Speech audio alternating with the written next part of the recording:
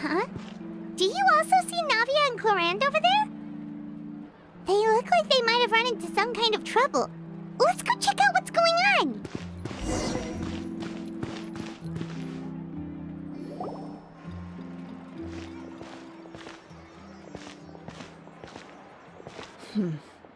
Still no dice? Not at all. And I've asked pretty much everyone in the court of Fontaine already. Lynette's ears drooped as soon as she heard that we'd have to be out and about for days on end. And Fremine, he hid himself under his helmet as soon as he realized there'd be people around that he didn't know. What about Chiori and Charlotte? I feel like both of them would be more than up to it.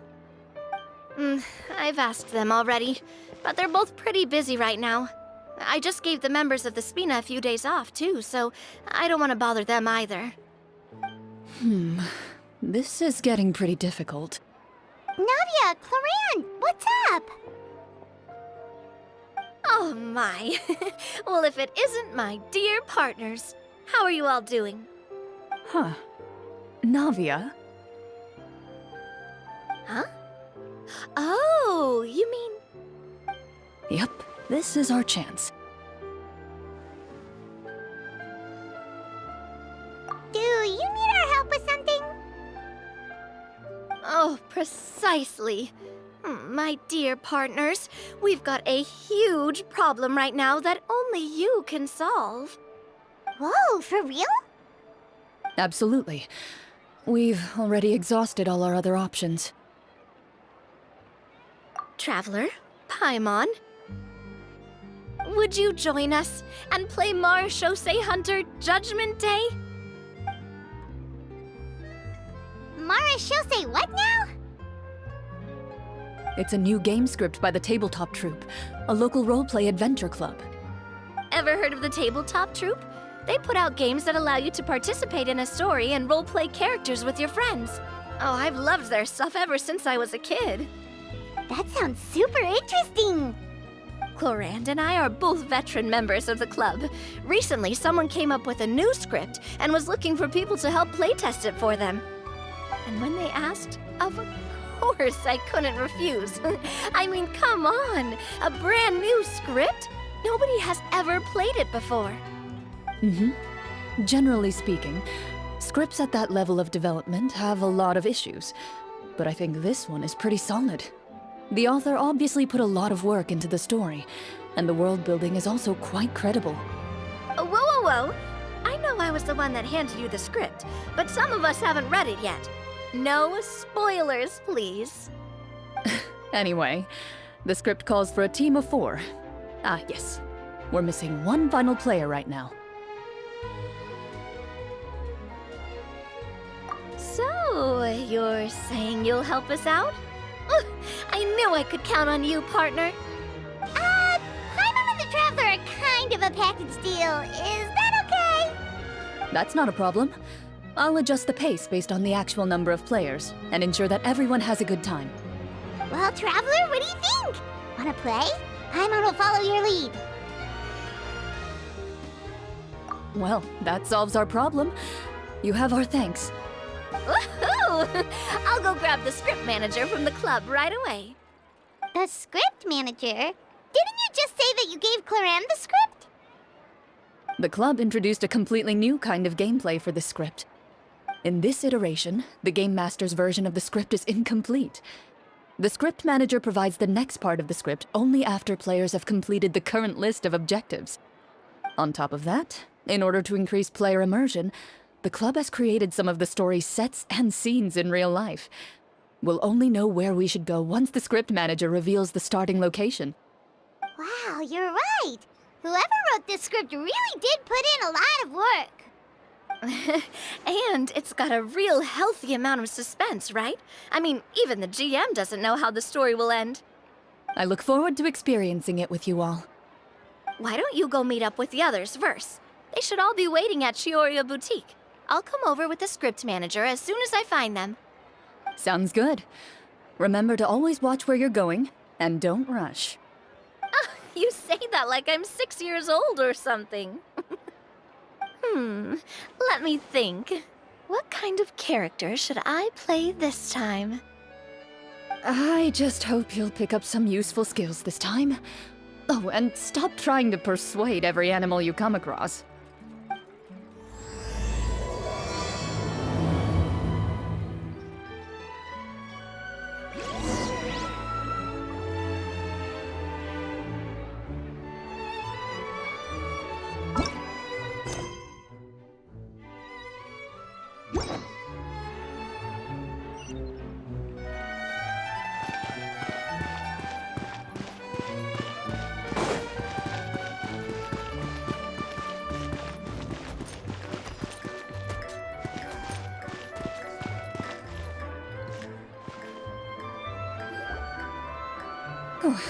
Sorry to keep you waiting. You're back! Huh? And you've got the Traveler and Paimon with you, too! What a pleasant surprise. I assume you'll be joining us for the game then? Linny, Farina! Paimon didn't know you were playing too. Are you also members of the tabletop troupe? I'm more of a casual member, if anything.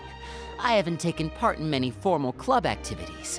Lynette Fremine and I play something similar at the Hotel Bouffe Tété sometimes, but I'm usually the GM. Still, I'm sure it'll be fun being a player for the first time. I'm looking forward to it. Well, I'm not a member of the club at all. Clorinde simply woke me up first thing this morning, said there was a good script worth experiencing, and asked if I wanted in. If you're interested, I can give you a referral. That should give you a 40% discount on membership fees. I think I'll wait to see how this experience plays out first, especially when it comes to the quality of the script. If it's sufficiently fun, then I'll join. Do you participate in a lot of tabletop troupe activities, Clorinde? You could say that. She's actually one of the few senior game masters of the troupe. Right. I knew about that even when she was still my subordinate. It's nothing. Really, just a small hobby of mine. Wow. Paimon's so used to seeing you be all upstanding and intimidating as the champion duelist.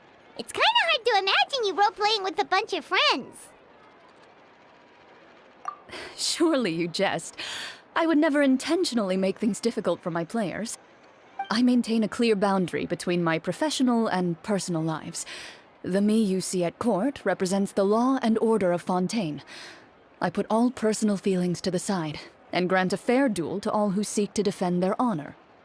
But in my personal life, I'm just an ordinary person. Someone who feels anger and sadness, just like everyone else. Well, you say that, but for all the time I've known you, I don't think I've ever seen you cry. I've seen you get angry, sure, but now I'm wondering whether you were actually mad or if it just looked that way from the outside. I was probably in work mode during those times. Is that so? Well, in any case, I just feel like even in your personal life, you don't get emotional very often. So you want to see me cry? That might be a little difficult.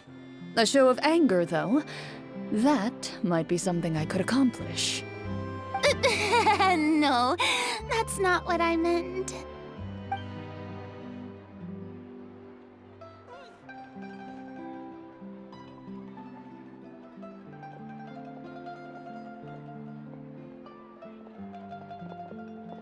I'm back! Here, allow me to introduce you to the script manager, Mr. Florian. Pleasure to meet you all. Hello. Wait, are you a champion duelist too, Mr. Florian? Oh, no. This is just the costume provided by the club. I occasionally play a few of the roles in my scripts. That sounds like a lot of work. It's nothing. It's the least we can do to give the players a more immersive experience. Anyway, allow me to give you a brief introduction of the script. This script was adapted from the real history of the Marashose hunters. You all will play the role of hunters from a bygone era and resolve a series of events unfolding in the capital. Paimon's not super familiar with the history of the Marashose hunters. Is that a problem? Oh, no problem at all. I can give you a brief rundown. So, basically, Marashose hunters were people who dedicated themselves to hunting monsters and protecting the city by using a special swordsmanship technique passed down over generations. Their story can be traced back to the ancient Remurian dynasty, as well as the first hunter, Cassiodor. But I'll leave the finer details for you to seek out and discover later. Mm-hmm. And I'll provide additional commentary as the story progresses. In that case, brave hunters, are you ready to set out on an unknown adventure? Whoa, just one sentence and it's like we're in the story already! Aha, I see many a determined gaze before me. Very well, head over to this location and begin your heroic journey. So, as we follow the story, it leads us to specific scenes? Ooh, sounds pretty innovative. What does the message in the envelope say? It's the exact location of the scene, as well as the formal permission to use the venue. Huh, seems like they have everything prepared. Please check all your belongings, everyone, and make sure you haven't forgotten anything. Once you're ready, please follow me to the designated location. Sounds good. Hunter Squad, move out!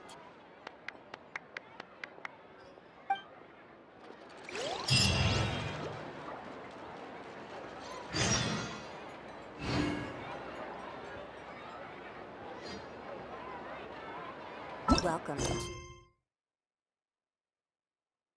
reservation in advance.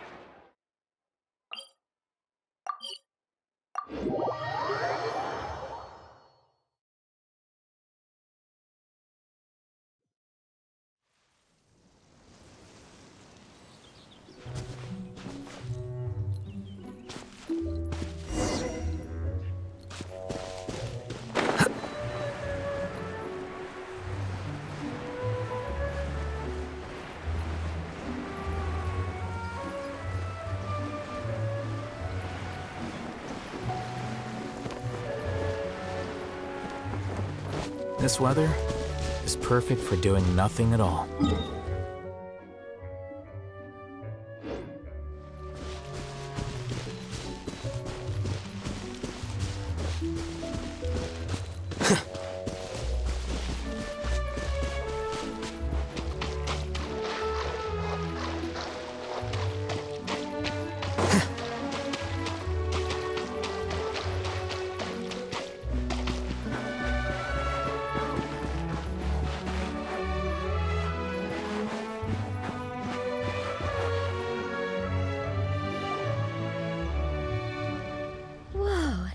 They really have thought of everything. Even the phaetometer is here and ready to go for us. The phaetometer? What's that? It's a card that's used to determine action success or failure. We'll need to use it when we try to use certain skills. And what about all the dessert and tea? Is that for us as well? That's what the message said. Really? That's so nice. It feels just like a tea party with friends. Those snacks have Paimon's name written all over them! I think you might be more of a snack hunter than a Marashose hunter, Paimon.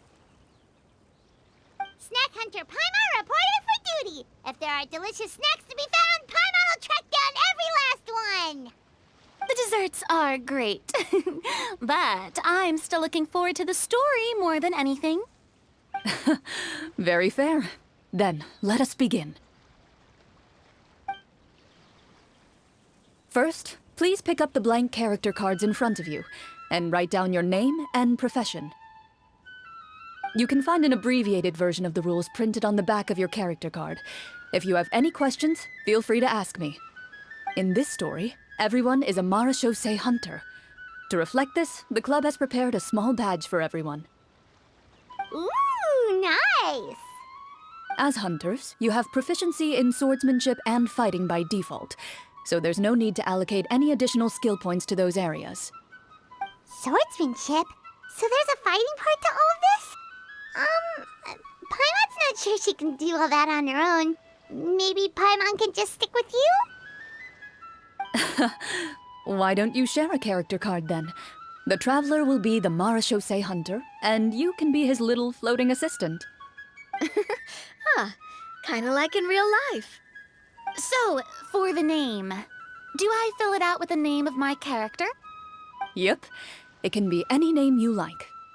You can use your real name too if you want. I do that whenever I get too lazy to think of a new name. Oh, so it would be like experiencing a different life, but still as yourself. That's not a bad idea. In that case, I think I'll continue to use the name Linny then. Next up is the skill sheet. You have a limited amount of skill points that you can use to learn a number of skills. The more points you invest in a particular skill, the easier it will be to pass associated checks. I'll take persuasion and investigation. Those are must-haves when it comes to missions like these. Oh, those skills sound like they'd be useful for gathering intelligence. Good idea, Navia. Just as expected of a veteran player. So should we also take those skills then? Not necessarily. Since we're working together as a team, we could leave the negotiations to Navia and use our skill points to pick up other useful skills. For example, I think I'll take stealth and sleight of hand. That will give us more options if we run into any situations we can't negotiate our way out of. Oh, interesting. I wasn't thinking about it like that. I suppose it's not so different from an acting troupe. Everyone has their own role to play. Let me see. I'll take arts and performance. I'm not quite sure what use they'll be, but I'm not as knowledgeable about the other skills, and I am not too confident I'd be able to roleplay them well. Well, that leaves us. What do you want to learn, Traveler?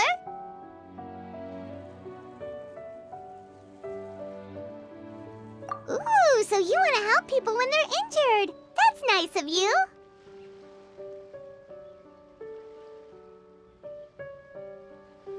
Ha! Gotta say, this suits you really well. Nothing boosts morale like good food. So what do you think? Are you sure you want to learn these two skills? Sure, what do you want to learn?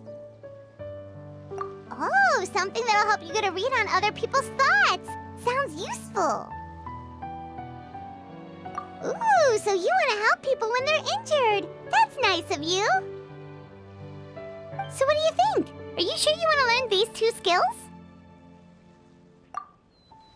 Let's see. Oh, looks like you each have enough points to choose one final skill. You've all picked such classic skills. It's fine to go a little bit out of the box, you know. Why do I get the feeling she's getting ready to cause trouble? For example, this one here. Summon. Doesn't it sound super mysterious and cool? Oh, I saw that one just now as well. The description says, this skill can be used under certain circumstances to summon characters or creatures that fit the script's world-building rules. The script's world-building rules, huh? But how are we supposed to know what a marechaussee hunter can summon? Oh, that's not for us to worry about, my friend. Just learn the skills that interest you, and the GM will take care of the rest. All right, you've convinced Paimon. Let's learn summon then. Paimon can't wait to see what kind of thing shows up. Well, now that everyone's more or less finished creating their characters, we can begin. Since 2 of our players are doing this for the first time, though, let me ask. Would you like to play on easy mode or authentic mode? What's the difference between the two? Well, in role-playing games, the story sometimes changes based on the decisions of the players and the results of the fatometer. For example, if you fail a check, that means you cannot use the target skill in that scenario. A critical failure may even result in further negative consequences. If you choose to play in authentic mode, every time you elect to use a skill, you'll need to use the fatometer to see whether you succeed or fail, and face any consequences that may follow. If you choose easy mode instead, every check will be successful by default, and you won't have to worry about luck playing a factor.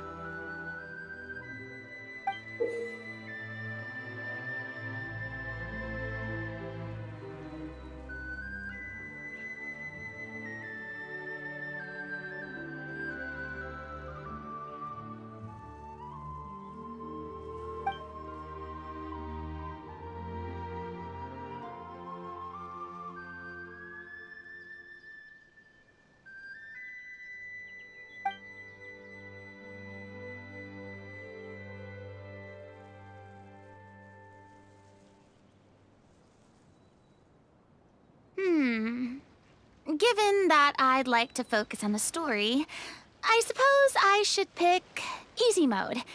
I'd feel bad if I brought the team down by failing my checks. Huh? Oh, come on. Don't worry about that. RNG is the lifeblood of role-playing games.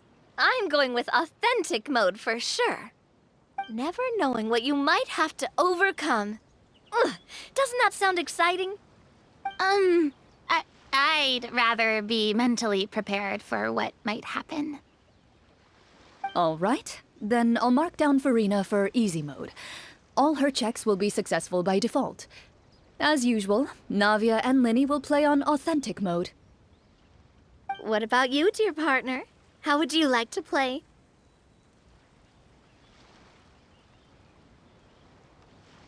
Are you sure? Trust me, you'll see the beauty of RNG. Honestly, I don't think Clorinde would make things too difficult for us no matter what the fatometer says. Isn't that right, Clorinde? No promises. That wasn't super reassuring. Well, anyway, enough talk. Let's get started. I want to experience at least a good chunk of the story today. Speaking of the story, why is the beginning scene on a beach? Well, that's because... a long time ago, back when human civilization was still in its infancy, powerful demons and evil sorcerers ruled over the land. They created a host of monsters and sent them to slaughter all humans in existence. Soon, a group of human rebels banded together. With their swords raised, they swore to brave the darkness, and in doing so, subdue each and every monster that sought their destruction. They became known as the Marachose Hunters.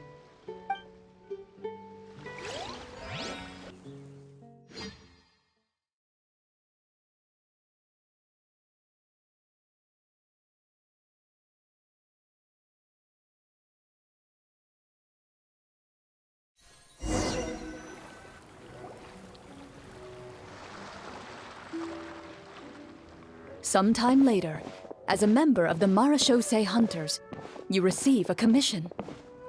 Following the address provided on the message, you take a boat and arrive at this strange city.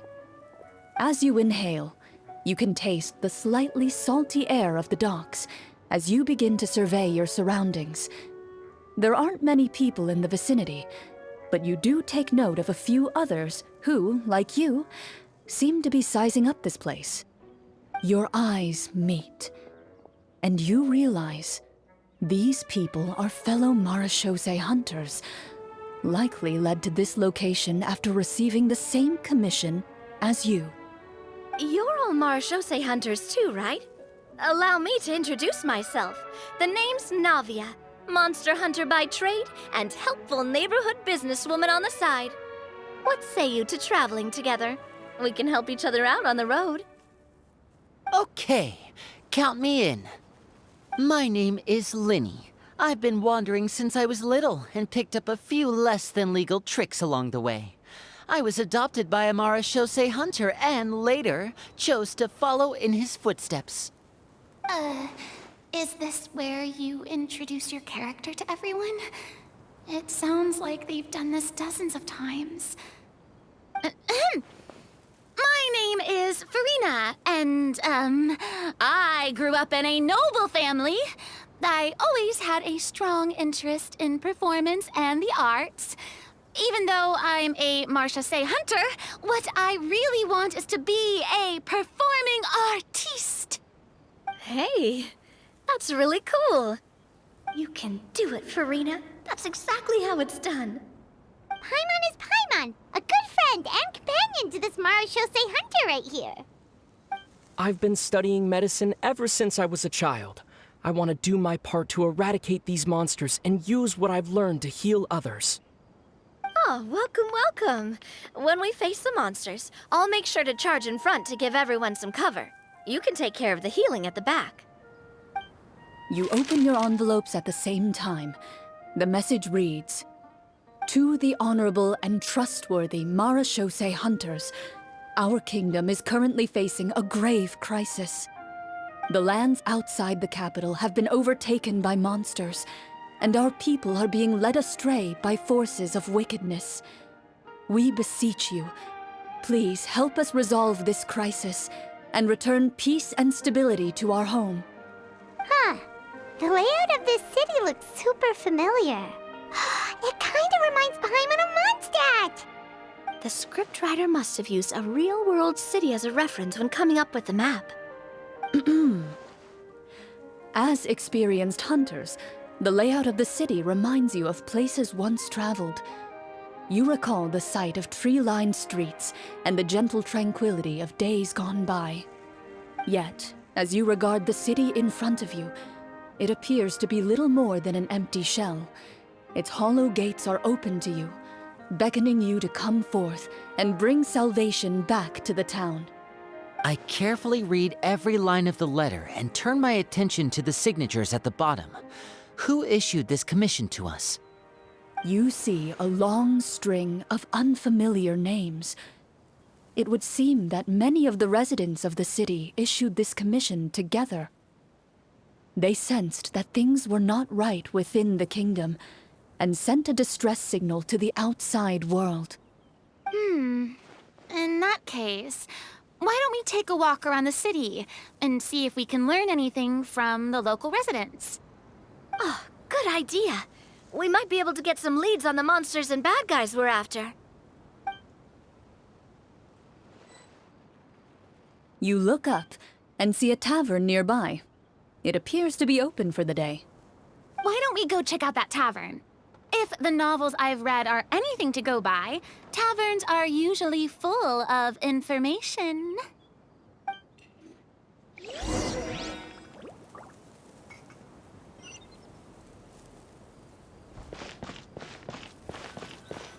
As you approach the tavern, you find a plainly dressed woman standing nearby. She appears to be rather troubled about something.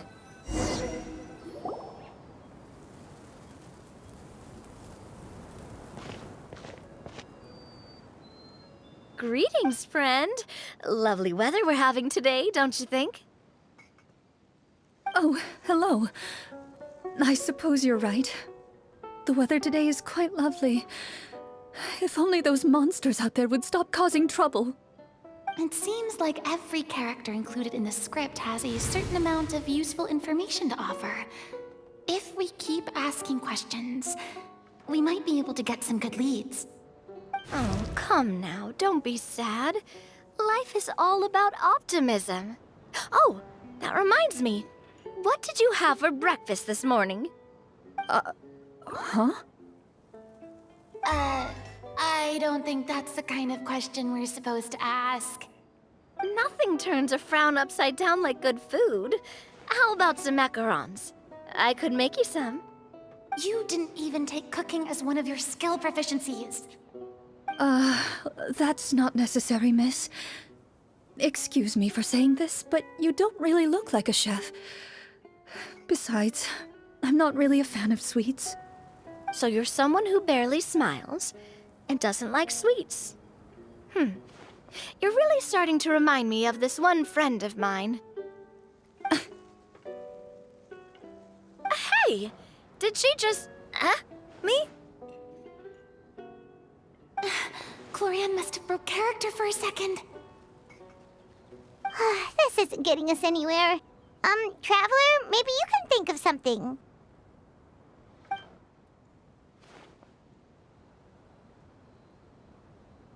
The results of insight checks aren't disclosed to the players, so I'll be the one consulting the fatometer.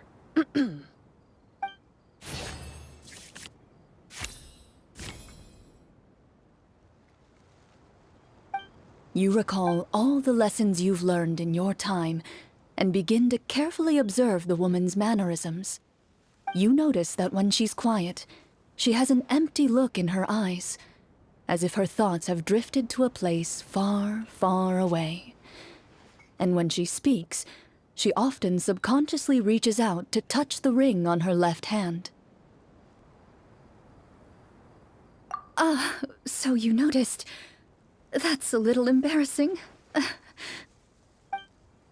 A horde of monsters suddenly appeared near the capital recently, so all the guards were dispatched to fight them.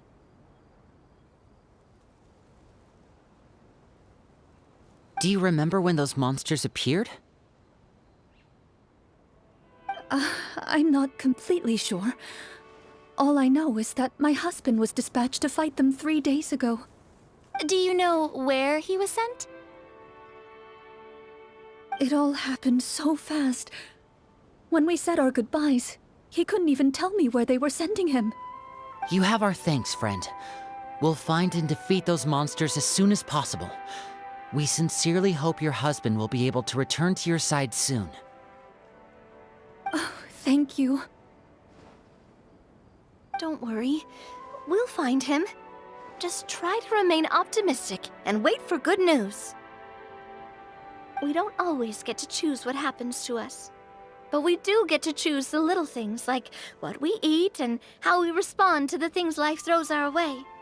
I hope that one day, you too will recognize the power of something as small and inconsequential as a delicious dessert. I'll do my best. You bid farewell to the woman and continue your journey further into the city.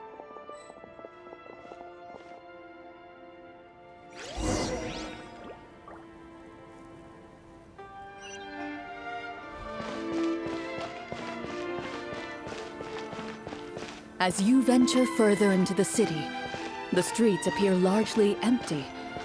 An elderly woman walks past. You see her shake her head as she puts away her wrinkled wallet. A nearby merchant folds his arms and gives you a disdainful look. You get the impression that he's someone who has long gotten used to the sight before him.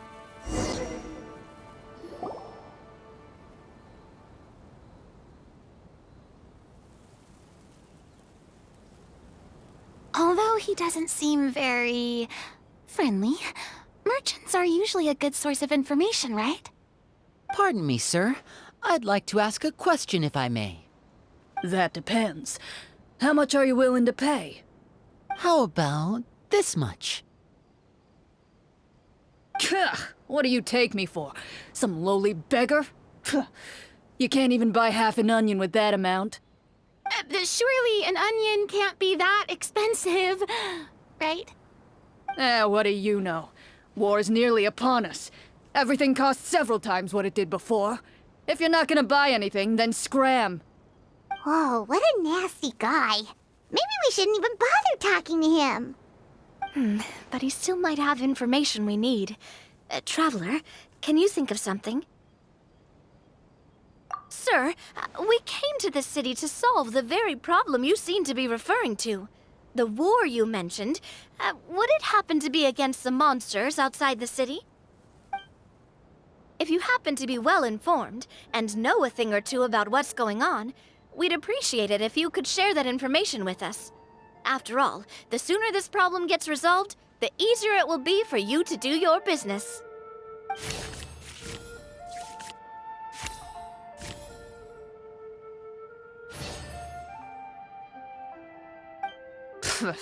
Well, things are basically as you said, young lady. Those monsters are camped outside the city, and they've been destroying all our trade routes. We have limited reserves within the city, so if this continues, we're all gonna be in big trouble. Wait, you're saying no one has put a plan in place to distribute supplies or maintain order? We could all starve, and those nobles in the palace wouldn't even break a sweat. Who knows? Maybe they've been in cahoots with the monsters all along. That is concerning. All right. That's all the information you need, right? Off with you now. I've still got business to do. You know, if you smiled a little more, you'd definitely get more business. And I bet that would make your life just a little bit sweeter. I'm not saying it's guaranteed to work. It's just a tip.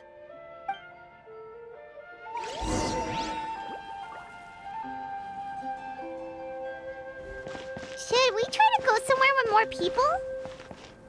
Oh, how about the city square? Follow me.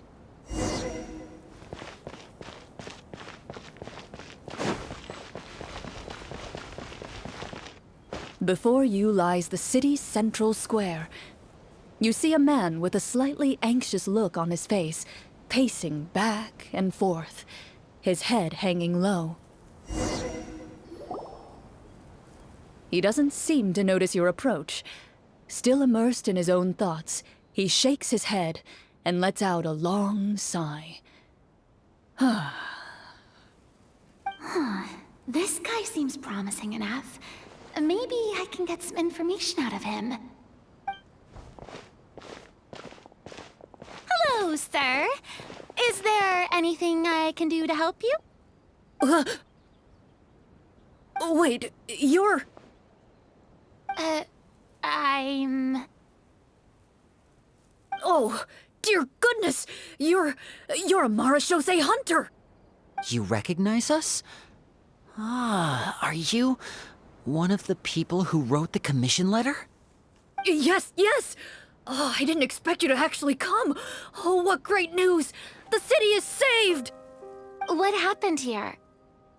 Alas, we once lived comfortable, carefree lives. This city used to be free of monsters. The first Marashose hunter, Casiodor, the Golden Hunter, he was the one who drove them back. However, monsters have once again surrounded the city. Perhaps the seal that kept them at bay has lost its power. Or perhaps an evil sorcerer has been meddling in our affairs. All I know for sure is that their return has stripped the city of any chance at peace. Are there not enough soldiers to drive them out? It's not a question of numbers. The guards simply have no idea how to deal with them. Most people my age have never even seen one of the monsters, much less been trained to fight against them. What's worse, many of us don't even know the history of the Marashose hunters anymore. When I was a child, though, my grandfather would tell me stories about how the Marashose hunters drove back the monsters. So, on the off chance that something might come of it, I decided to reach out to you. To be perfectly honest, I was starting to think all those stories were just tall tales. But now that I've seen you in person, I finally know that it was true! Well, you can rest easy, friend. The righteous and formidable Marashose hunters are on the case. The man is touched by your determination and resolve. His eyes begin to well with tears of relief. Still, if we are going to hunt the monsters, we need to know where to find them. Can you give us any leads? All I know is that the area outside the city is dangerous. I'm afraid I can't point you toward a specific location. Oh, although, if you leave the capital through the main gate and follow the road, you should run into a group of guards. They might know more about where to find the monsters. I see. We'll go look for them then. All right, be careful. Oh, and one last thing. The monsters outside the city are just part of the problem. There are evil sorcerers inside the city as well, so be on your guard. They're actively working with the monsters, and have corrupted the court ministers with malicious magic. They're the reason why, even inside the city, everything has been a giant mess. Even one of our kindest ministers has turned into a boorish and unreasonable figure, interested in nothing but enacting laws that exploit the people. Who knows how much longer we'll be able to go on like this. Talk about being stuck between a rock and a hard place. I feel bad for him. Maybe we should try to cheer him up? Hey! Not everything can be solved with food. I appreciate your kindness, but for now, it's more important to focus on the crisis at hand. Brave hunters, I leave the future of this kingdom to you.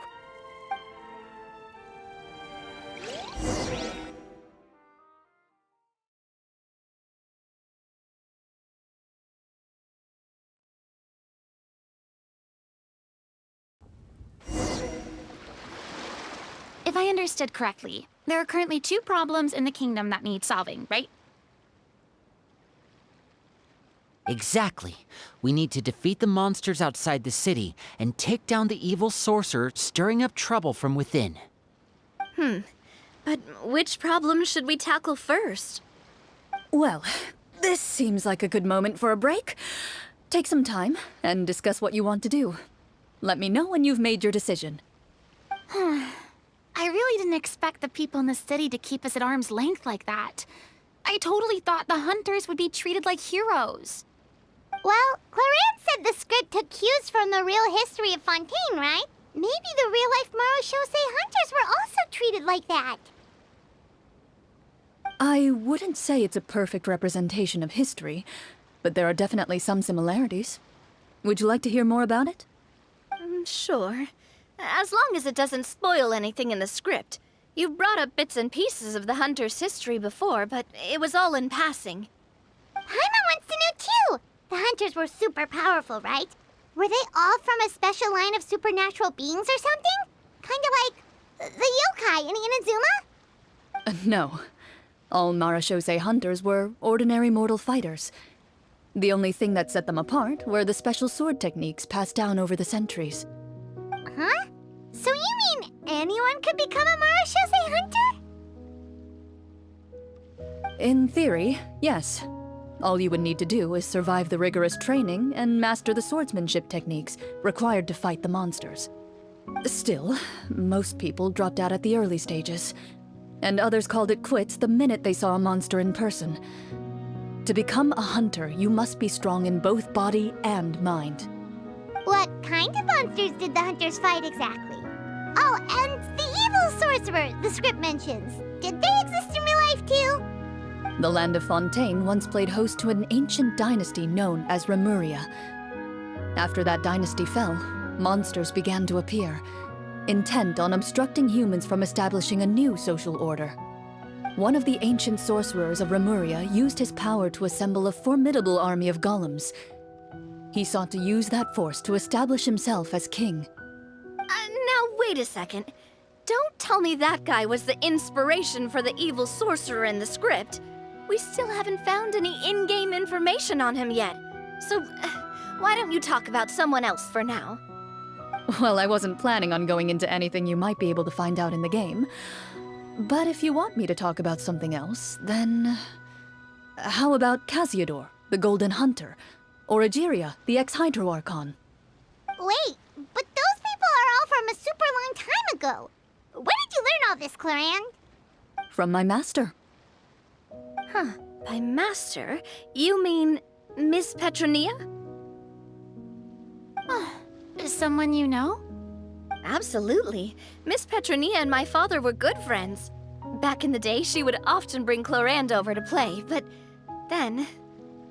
Let's not get off topic. Anyway, back to what I was saying. Responding to Egeria's call, a number of warriors followed Casiodor into battle against the monsters. This group of warriors, under Casiodor's leadership, became known as the Marechaussee Hunters. Yet, as Fontaine entered an era of peace, their work gradually became obsolete. The Marechaussee Phantom, originally an association made up of hunters, eventually came to be predominantly comprised of Melusines. Ah, I see. That explains why most of the people in the script have forgotten the hunters or think of them as nothing more than a legend. Is that really a bad thing, though? It can get tough always being the one shouldering everyone's expectations. Depends on who you ask, I suppose. If the name of the organization no longer commands respect, investigative work is bound to suffer. Speaking of investigations, which problem should we tackle first? Monsters or evil sorcerer? I vote monsters. That's the main duty of the hunters, right? We can come back to the sorcerer later. Well said, Miss Farina. Plus, if the sorcerers really are the masterminds behind this whole thing, defeating the monsters could give us some clues on their intentions as well. What about you, partner? What do you think?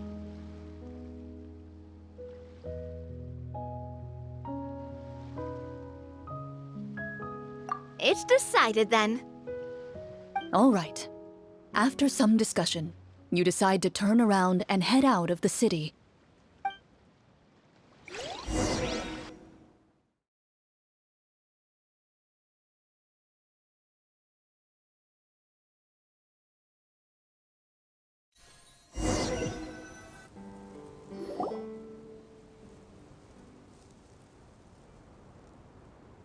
Let's take a look around, like that guy said.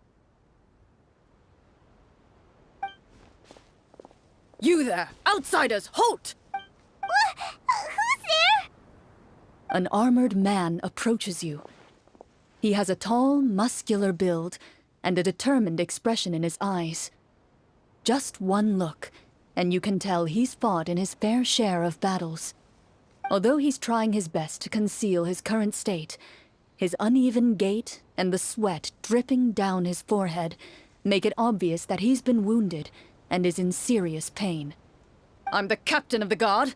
I saw you sneaking around the city earlier, so I'll only ask this once. State your purpose, or it's off to the dungeons for the lot of you. Wow, it's been a while since someone's been this suspicious of us. I said talk, not whisper between yourselves. Have you ever heard of the Marechaussee Hunters? Marechaussee Hunters? Ha! That fairy tale, you mean? What, you expect me to believe you're one of them?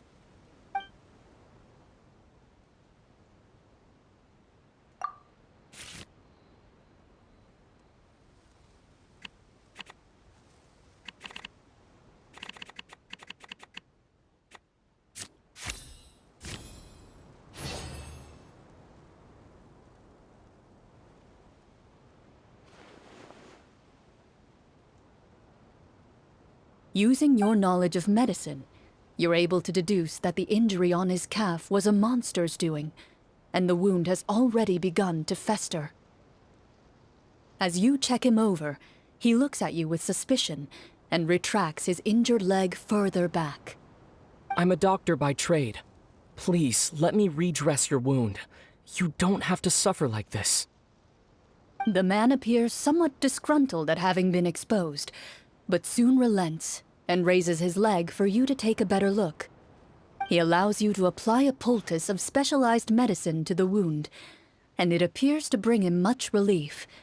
The tension in his brow eases. All right. Guess you lot might actually be real Marechaussee Hunters after all. In any case, you've successfully treated my wound. So, what do you want to know? Do you know where we can find the monsters, or the other guards who are fighting them? He informs you of the various locations where monsters have appeared. He looks in that general direction with a pained gaze, as if a thin, invisible thread is pulling on his wound.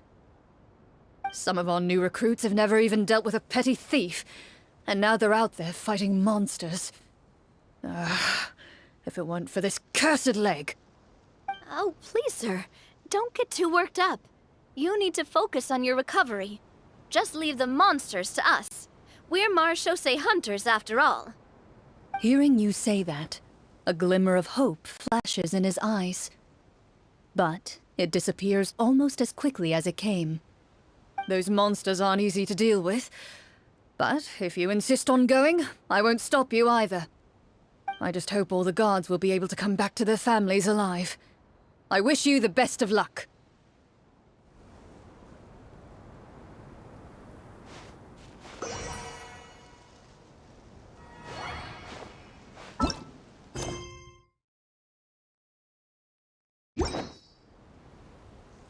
Based on what the captain said, the monster should be right up ahead.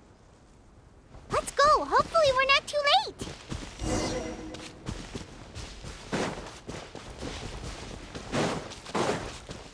As you approach the battlefield, you see numerous people lying by the side of the road. They appear to be dressed like guards. Their faces are filled with desperation and terror. Some are screaming and cursing in vain, as if still trying to banish the monstrosities they saw from their minds.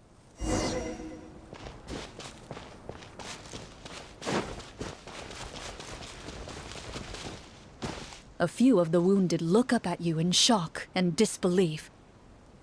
"Quick, leave this place! Turn around and don't look back!" they yell.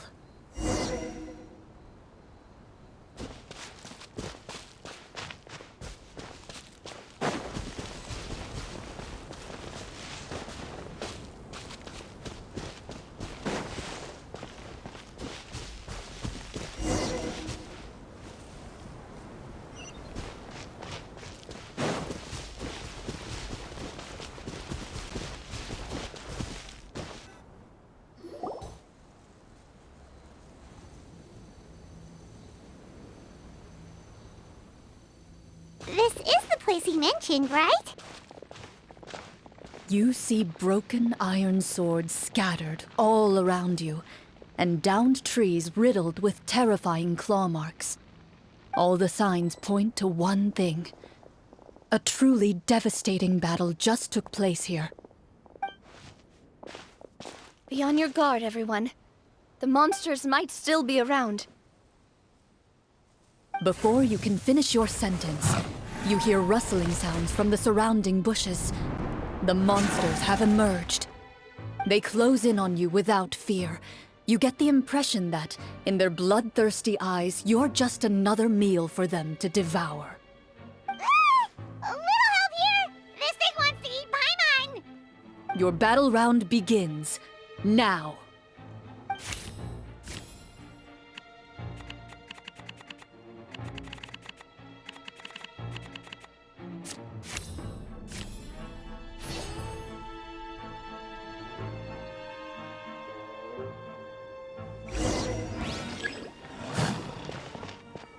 Wipe out!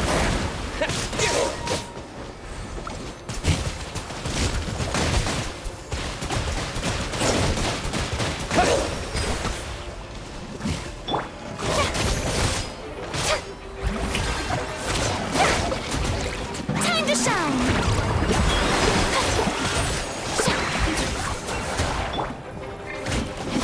The next battle round begins now. From the Spina with love. Here comes the finale! The monsters let out a terrifying roar of anger and resentment before dissipating into thin air. Ugh, thank goodness it's over. We're lucky the Marechaussee Hunter class came with all those preset skill points. Otherwise, we would have been in some real trouble. I never knew the photometer even determines the amount of damage you inflict. If you get unlucky, isn't it just game over right then and there? That's part of the fun. The uncertainty of fate is what gives these games their appeal. Just as you begin to celebrate your victory, a suspicious lump on the ground catches your attention. A suspicious lump. Wait, could it be the thing that appears after every battle? I walk up to it, crouch down, and begin to carefully examine it. I've still got my right glove on, so it should be fine for me to touch it, right?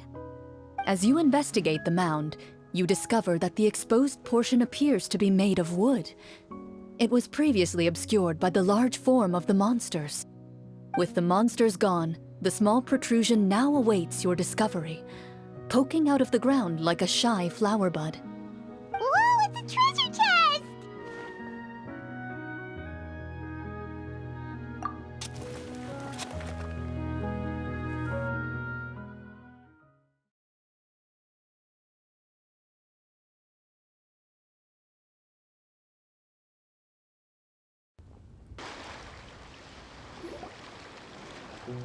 With everyone's help, you successfully excavate the wooden chest from the ground. Even without opening it, you can tell from the mora and jewels scattered around the chest that it must contain quite the fortune. Makes sense. We worked hard for this. Let's open it and we can share what's inside. I can understand your excitement, Paimon, but think about it. Doesn't it seem like there are people out there who need this treasure more than us? Yeah. Think about all the people suffering in the capital. Or all those guards who got hurt fighting the monsters. Wouldn't it be better if we gave the treasure to them? Wait, is that how it works? Paimon thought since we were the ones to dig it up, we could just take it for ourselves. Well, let's put it this way. Any decision you make during a role-playing game can impact the future course of the story. But would the people really believe us? It's hard enough for us to prove we're Marchese hunters. What if they think we procured the treasure illegally? They might get even more suspicious of us. That's definitely something we should consider. Maybe we can come up with an explanation in advance. Well, if donating it could cause that much trouble, why don't we use it to buy some gear and fill up on good food? Then we'll be ready to fight even more bad guys. Looks like you're facing a difficult choice once again.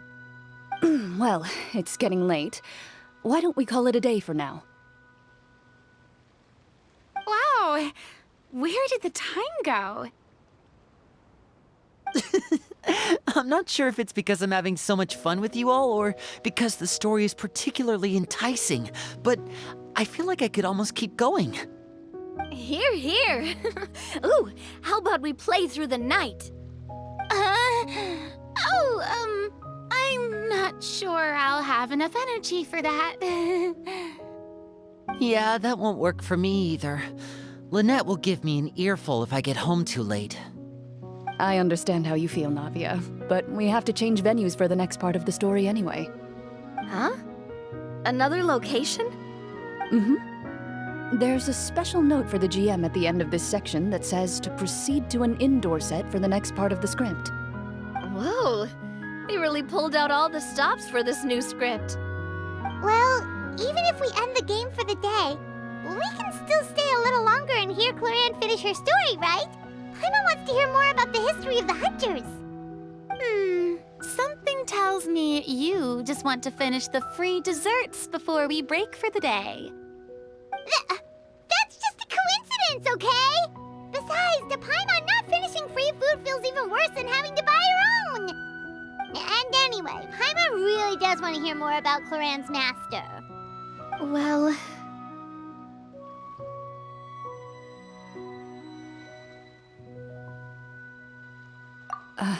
It's nothing.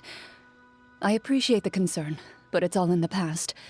It won't do any harm to share these things now.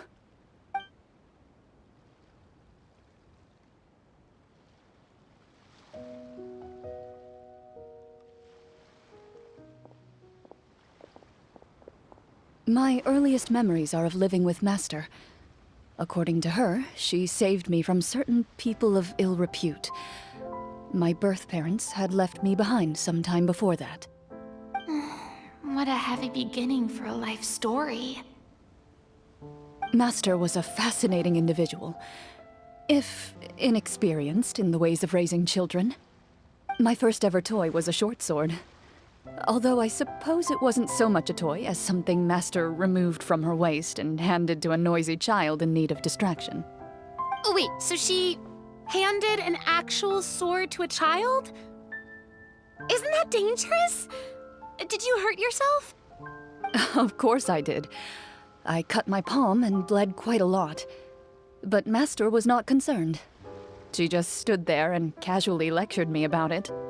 See, that's what you get for not holding the sword properly, she told me. She then crouched down next to me and said, "Give me your hand. I'll teach you to bandage this wound. After that, it's time to learn how to truly hold a blade." Excuse me for asking this, Clorinde, but how old were you exactly when all this happened? Probably around, 3, give or take. 3? Isn't that when most kids are still struggling to hold a fork? As I said, Master was rather inexperienced in the ways of raising children. She believed trial and error was the best way to teach a child what they're capable of. I'm not so sure this is a question of experience. I didn't see anything wrong with her ways at the time. And anyway, children don't get to choose how they're raised. Oh, she did bring me back a pet from Liyue once. It was a Geovishap hatchling. A Geovishap hatchling? For a pet? That seems even more dangerous. What she said was this: make sure to get along, you two. If you really can't agree on something, just settle it with a fight. Whoever loses is the real pet. And how old were you when this happened? 5. Well, did you win? No, I lost. So you're saying you actually became the Geovishap's pet? Yes, but only for a week. By the end of that week, I defeated it in combat, and we've shared a cordial relationship ever since. That really doesn't sound like the kind of childhood someone should have. Later on, I gradually understood that Master most likely didn't know any other way to raise a child. She was a marechaussee hunter, but I never heard her bring up her own parents. Thanks to her, I learned how to navigate the forest by the age of 6, and could hunt monsters in the wild by myself the year after that. Even though the training she subjected me to was strict, she always made sure to take me traveling when she had the time. We met many of her friends during those days. That was also how I met Mr. Callis and his family. I still remember the first time we met. You were too scared to join our picnic and hid behind Ms. Petronia the whole time. I still hadn't really met many children my age at that time, so I didn't know how to interact with others. After that, though, you started coming over a lot. You loved challenging people to shooting competitions, remember? I don't think many members of the Spina ever beat you in one of those. I had a lot of fun during those days. I enjoyed them too. Oh, do you remember that one time we went exploring around the Spina together?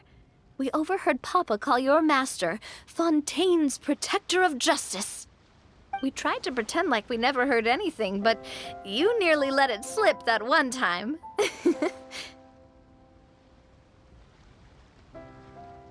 Protector of justice? Oh, wait, you mean that vigilante hero from 20 years ago? The one who was always active at night? Yep, that would be her. She often would put on a black cloak and go out at night. I never knew where she went or what she was doing. Until, like Navia said, we overheard the truth from Mr. Callis that night. 20 years ago, huh? I still remember the guards leaving all kinds of witness reports about her on Nervalette's desk. My apologies. Oh, there's no need to apologize. You had nothing to do with it. And anyway, everything she did was for a good cause. Although, calling herself the protector of order was a bit much, especially when she deliberately operated outside the law. Huh? When did the protector of justice become the protector of order? Oh, she had a bunch of code names. I heard she would just come up with a name on the spot whenever she was asked. Later on, she probably got sick of answering those questions and decided to stick to just two. The protector of justice and the protector of order. That sounds like her, all right. I bet she forgot which of the two she'd use by the time she got back each night. Well, she certainly sounds like a fascinating individual. With her strong sense of justice, it's no surprise her student followed in her footsteps. It's true. I always wanted to become like her. Someone powerful, independent, and with a strong sense of conviction. But...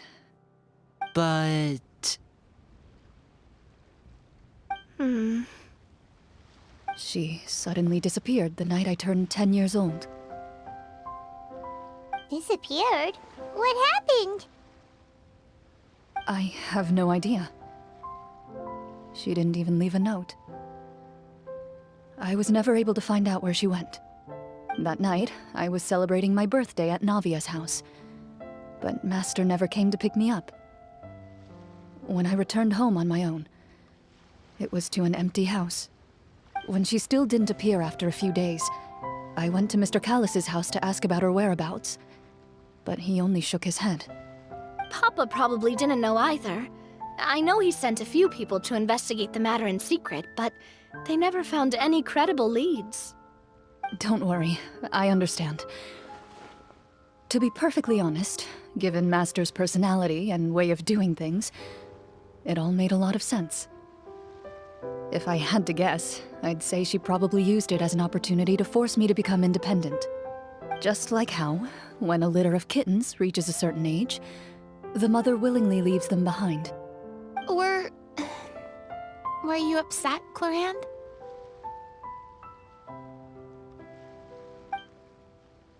I was at first, but not anymore. I don't believe Master would suddenly disappear for no reason. There must have been something she just had to do. Well, despite everything, you still managed to follow in her footsteps and become the greatest champion duelist in all of Fontaine. You're practically a living symbol of law and justice. I suspect my position would be far too by the books for her. Master always did whatever she pleased.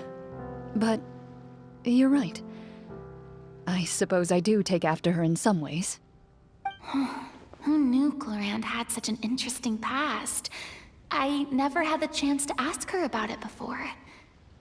I wonder... if Clorinde's master were the champion duelist back then, would that duel against Mr. Callus have gone differently? Oh no. Judging by the atmosphere, Clorinde and Navia are probably thinking something similar. The mood just got super awkward all of a sudden. Well, anyway... would you look at the time? It's getting dark, so we should probably call it a day for real this time. If we keep talking like this, we really will be here all night. I had a great time today, Miss Clorinde. Thank you for being our GM. Anytime. The script was good, but I've got to say, your childhood stories were even better. Hey, you should tell us more about that fight against the Geo-Bishop sometime. Maybe your master was onto something. You could be right. What does she mean, onto something? I certainly don't know any 5-year-olds who want to fight a bishop in their spare time. Guess I'll head back as well. I need to save my energy if I want to continue enjoying the story tomorrow. You're that excited to hear about my fight with the bishop? I was talking about the script.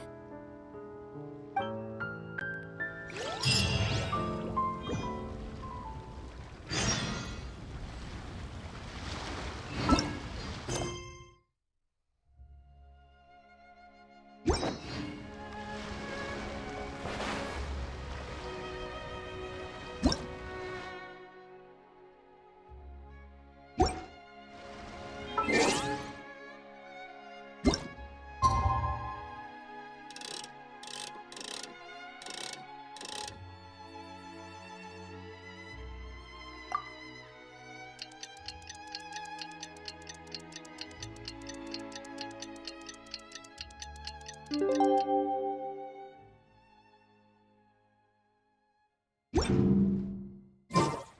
do you want to... Let's go meet up with the group! Paimon's really looking forward to today's story.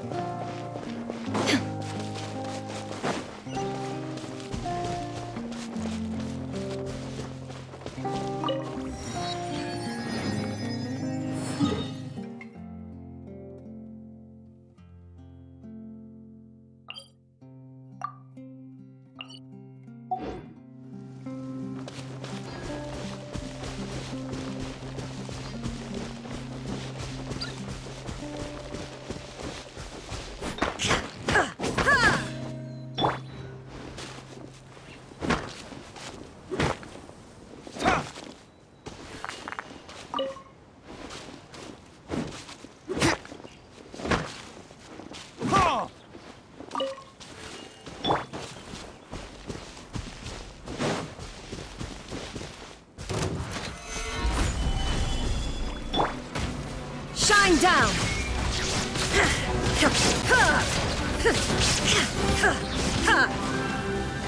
Torn to oblivion!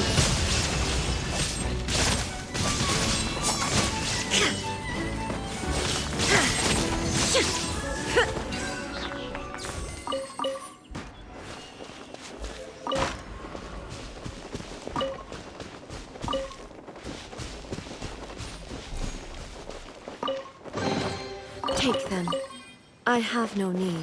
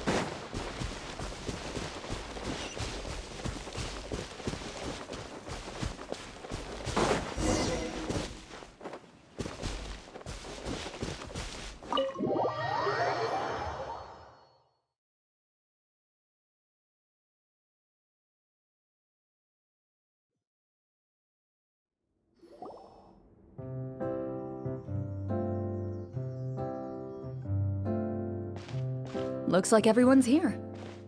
Now, before we begin, why don't we finish where we left off yesterday? There was an important decision to be made, yes? I'll pour everyone a cup of tea. Is that important part, though, Clorinde. Paimon's more concerned about our current surroundings. Heavy walls, cold railings, dim lights. This is obviously supposed to be a prison. I admire the work put into the set. Still, it's obvious the scriptwriter has never paid a visit to the fortress of Meripede. So the set is going to be a part of the script? Unfortunately, that is something I can neither confirm nor deny.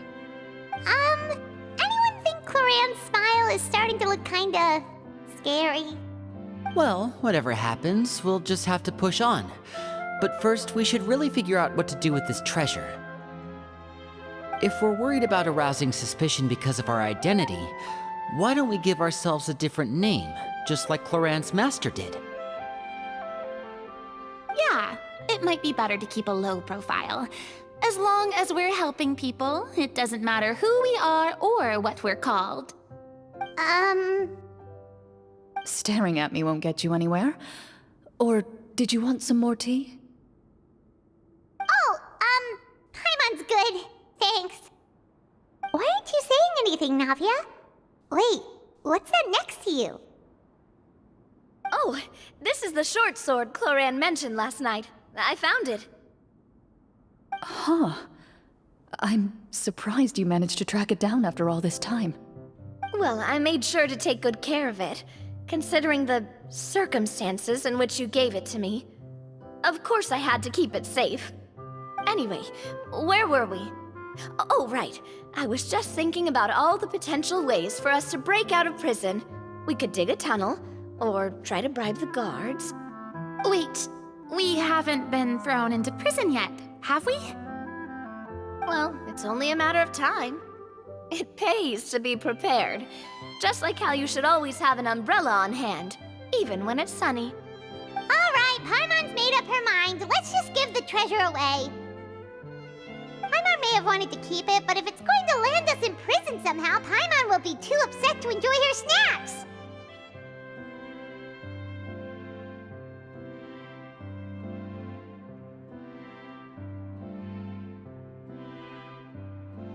So, you've reached an agreement? All right then, we can continue with the story. Oh, and we'll collect all the scattered pieces of treasure on the ground as well. All right. You collect the treasure and make your way back to the capital with your bag of loot in hand.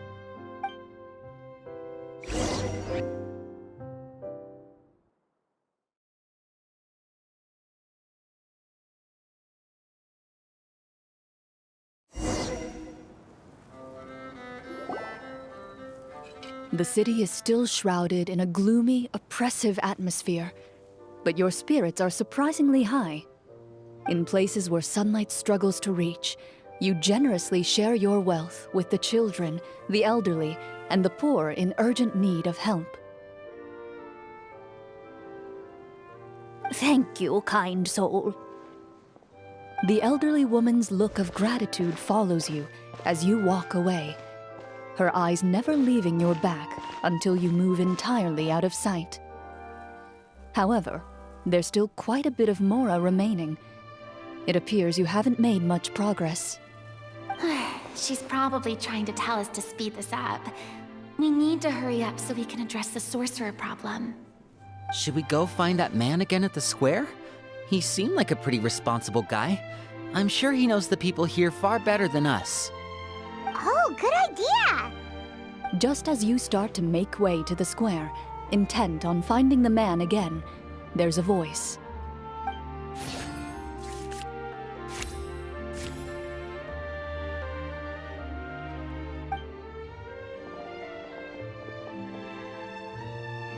Please wait, distinguished guests. Several strange guards suddenly call out to you. They run forward to meet you and proceed to politely pay their respects. Greetings, gentlemen. Are we being invited for afternoon tea? Surely you jest, my lady. That would not be our place. It is His Excellency the King who requests to meet with you. Please come with us.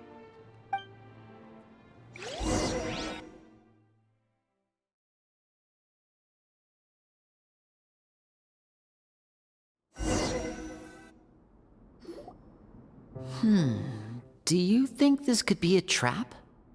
Well, we have to investigate the court at some point, right? Meeting the king himself would be a fantastic opportunity to do that. I say we go for it.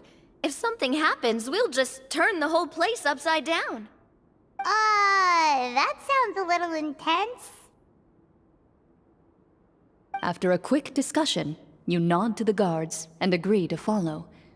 They lead you all the way to the audience hall of the palace. Gilded tables line both sides of the hall. The space itself is adorned with all manner of expensive antiques, glass shelves, and silver candlesticks. The items appear quite ordinary in size and dimension, yet their presence somehow makes the emptiness of the hall feel even more surreal and ominous. Wow, it's so luxurious! The elderly king, clad in a magnificent robe, sits upon the deep crimson throne before you. He wears above his head a majestic crown, with a gemstone the size of a bird's egg set right at the very front. As you observe it, you see a complex pattern of light reflect off its surface. They're here, Your Majesty. A man dressed in dark clothes, likely a minister, shields his mouth with his hands and bends down to whisper a few words to the king. After a moment, he lowers his hands and stands back up. His gaze shifts to fixate on your group, but he does not move from his place at the king's side. The king does not appear entirely aware of his surroundings. The man by his side, though, we should keep a close eye on him. The king remains still and says nothing. The minister is the one who speaks. Esteemed guests, allow me to thank you for coming to our faraway kingdom. Unfortunately, His Majesty the King finds himself quite exhausted from work. So please allow me, his Prime Minister, to welcome you in his stead. I've heard tell that your group, the Marechaussee Hunters, used your exceptional ability with the sword to repel the monsters near the capital. Such a great deed deserves to be rewarded. However, seeing that I was not fortunate enough to observe such a feat with my own eyes, you'll forgive me for seeking to verify the truth by speaking to you myself. Well, we've got nothing to hide. You brought us here to talk, right? So we'll just explain what happened.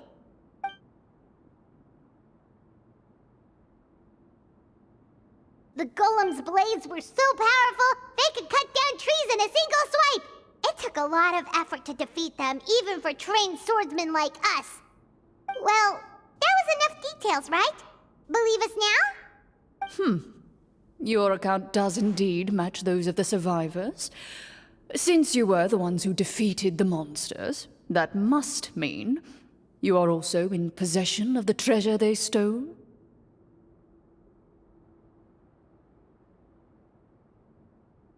Well, we did take the treasure, but... How did he know about the treasure? Then I must ask that you return it at once. It belongs to the kingdom. Wait, but didn't you just say that our great deed deserved a reward? Shouldn't the treasure be considered a part of that? Yes, that was indeed what I said. But you seem to have forgotten a very important distinction. Only that which is freely given by the king can be considered a reward. Taking the rightful wealth of a kingdom without said permission, on the other hand, is a crime. But that's completely unreasonable. Yeah, that makes no sense! If it weren't for us, the treasure would still be buried underground somewhere!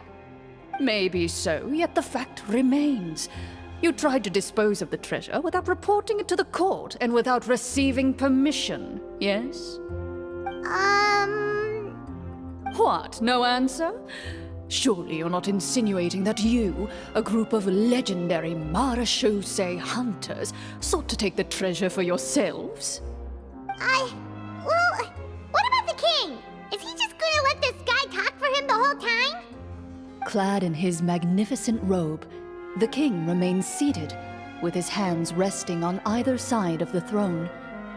His posture is rigid and unmoving.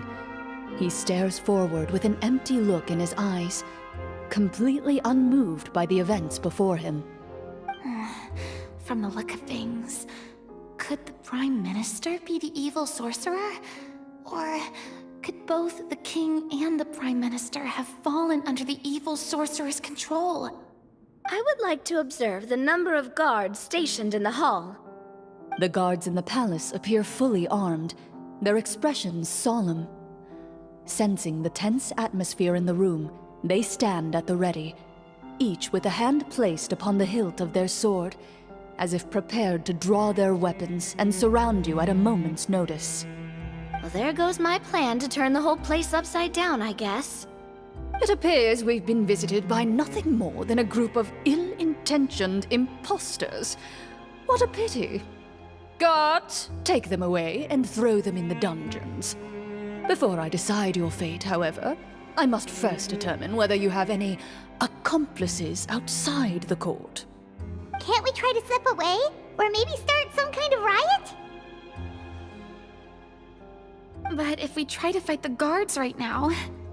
Don't worry. At least we figured out who's behind all this. Let's just play it by ear. If you're scared, Paimon, just hold my hand. Thanks, you guys. You allow yourself to be led away by guards surrounding you on both sides.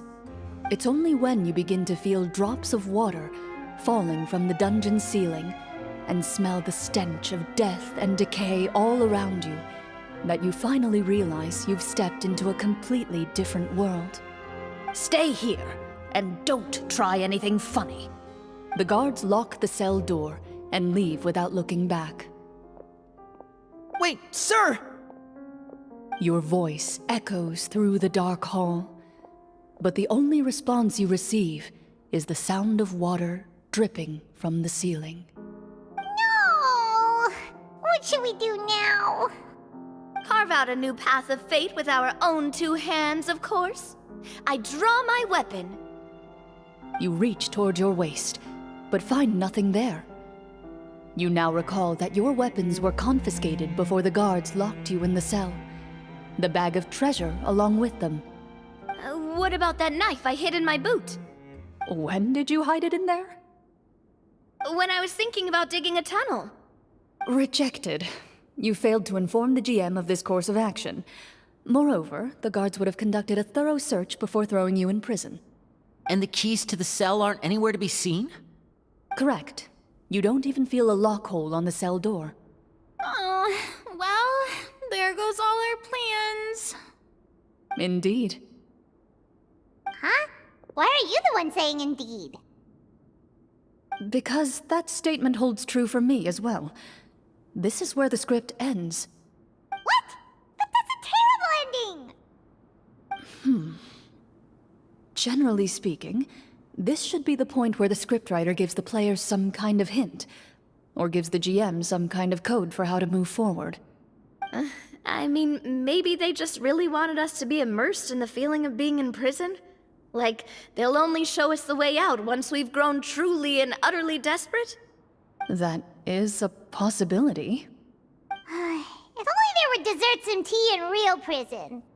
Oh, wait, guess that's kind of how the Fortress of Meripede works if you're lucky. Oh, before I forget, Navia, the short sword you had with you earlier. I took a closer look, and the craftsmanship doesn't appear to resemble anything from this era. If I remember correctly, that style was last in vogue several hundred years ago. Wait, Clorinde said that sword used to belong to her master, right? Does that mean her master has been alive that long?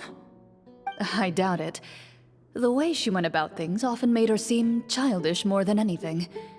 I'd say the sword was most likely an heirloom passed down over time. Hang on. A precious heirloom passed down to you by your master. And you gave it to me just like that? You weren't worried I might lose it? Master left many things to me when she disappeared. There was the sword, an old key, and a good amount of junk she probably just didn't want to take with her. I gave you the sword back then because I didn't want our friendship to end. Wait, when did this happen exactly? After the duel between Mr. Callis and myself.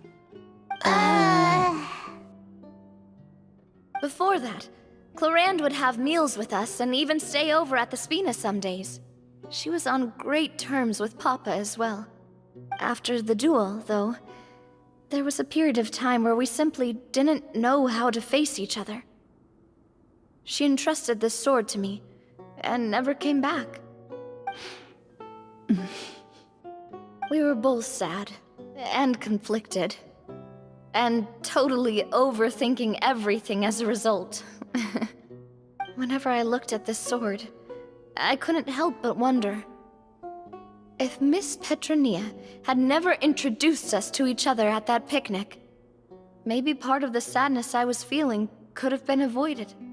Back then, it felt like I hadn't just lost a father, but a close friend as well. No one can change the past. The most important thing is that you two found your way back to each other and can enjoy things like this together. Yep, you're right. I'm sorry, you two. I didn't mean to bring up any sad memories. Think nothing of it. No one here is at fault.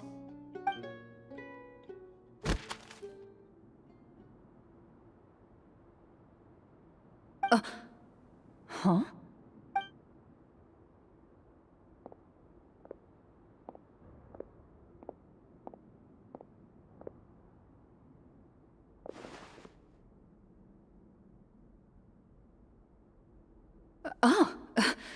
Looks like the next part of our script is here. Perfect timing. The situation was really starting to get desperate. And not just because of the prison thing. From Clorinde's face, I really can't tell if it's good news or bad news.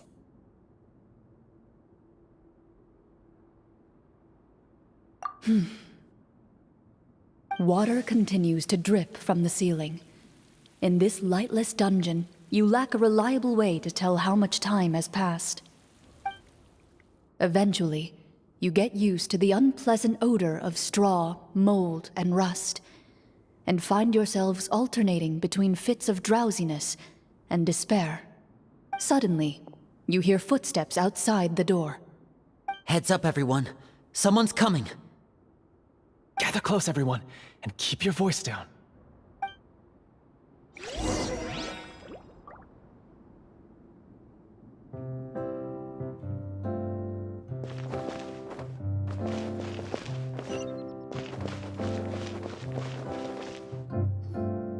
Who are you? I work as a guard in these dungeons, but my true identity is the same as your own. I'm also a marechaussee hunter. Huh? Shh! I've already sent away the other guards, but if we make too much noise... I understand, but how can we be sure we can trust you? The king has issued a formal decree. In light of the irrefutable proof of your crime, you're to be executed before tomorrow's sunrise. If you want to escape, it has to be now. Executed? We barely did anything! Monsters appearing at the same location as the treasure. Could this entire thing have been a trap? There will be time for speculation once we're out of here. As for my identity, I have no way to prove that to you just yet. Infiltrating the capital was difficult, and finding a chance to speak with you has taken a lot out of me. I could go on, but I think we can all agree that now is not the time for details.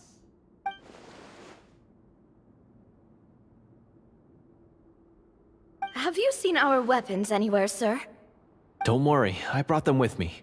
They're just behind the door. Still, these weapons alone won't be enough to defeat the true enemy behind the scenes.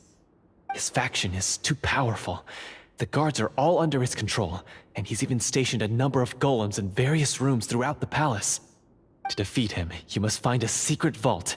It is said that within that vault, the marechaussee hunters of the past left behind a treasure with the power to defeat the sorcerer.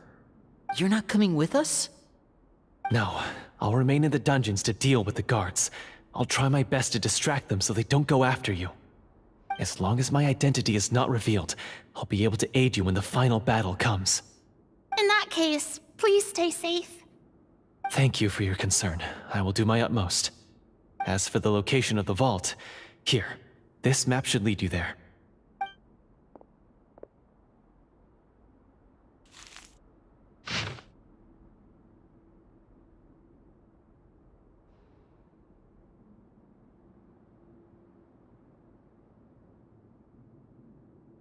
Got it. All right, once I open the door, remember to stick close and refrain from making any noise.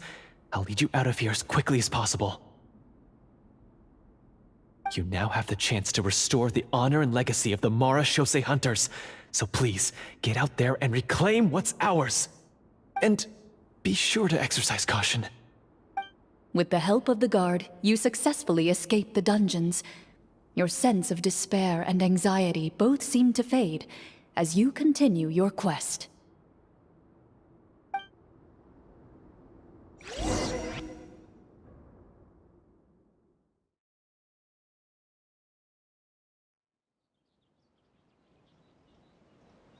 Wait, we didn't get to use our skills at all while we were in prison. Who knows when we're gonna get the chance to use that cool summon spell? That is a pity, but we can only continue to move forward.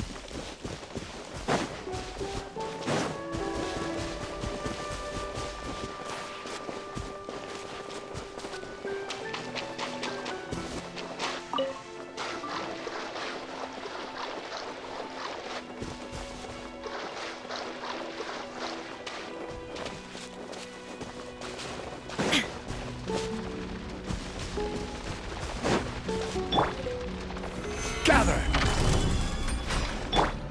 Illusion shattered!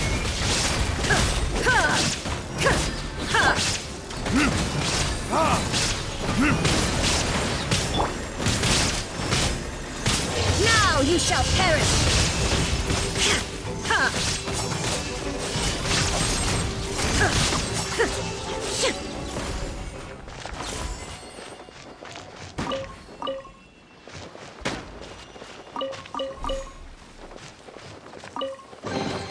Take them. I have no need.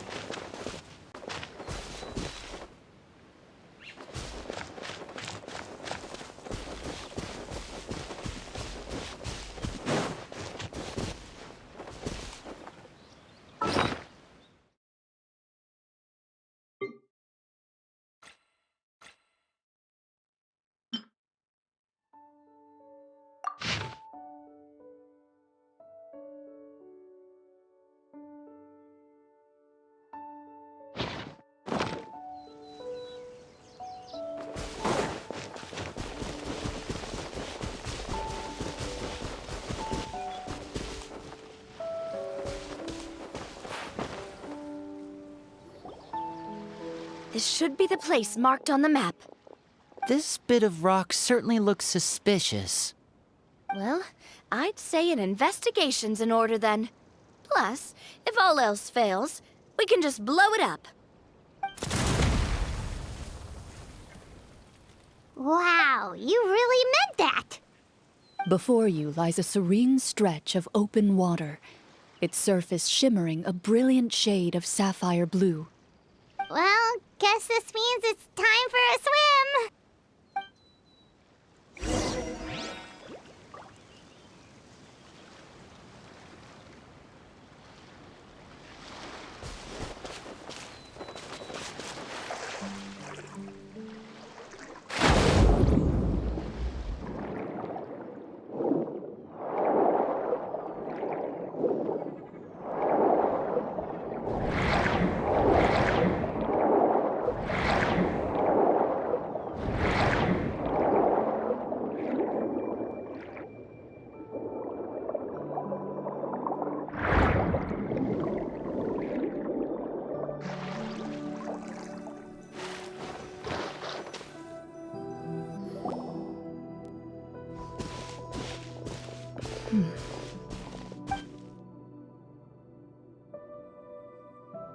What's the matter? It's nothing. As you step into the cave, you find yourself in an eerily quiet space. Before you lies a narrow passageway that appears to trail off endlessly into the distance.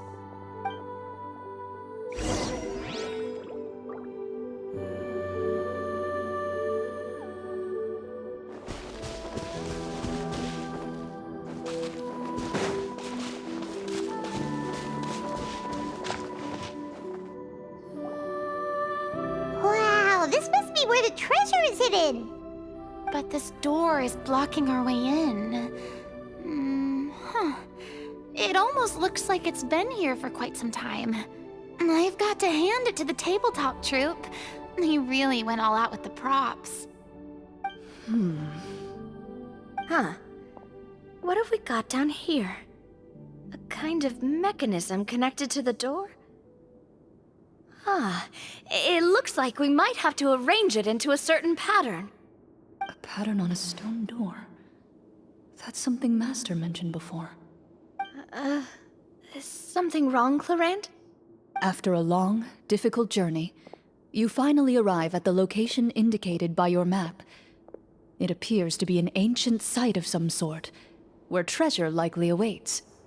Your surroundings are exceedingly quiet and serene, as if the secret that slumbers here has never once been disturbed.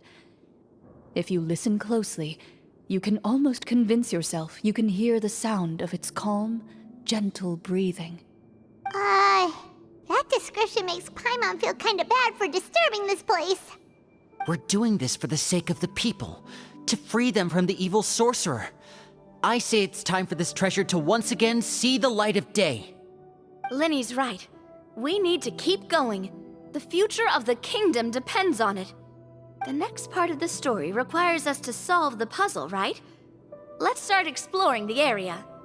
Yes, that should be fine. Something feels off about all this. Guess I'll just have to improvise.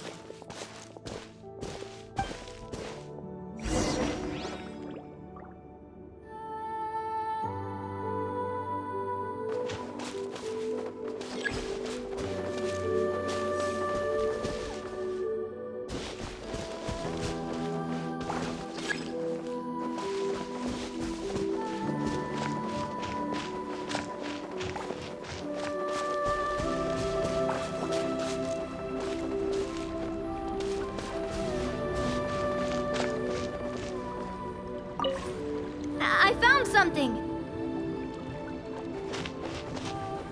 Found something here, too.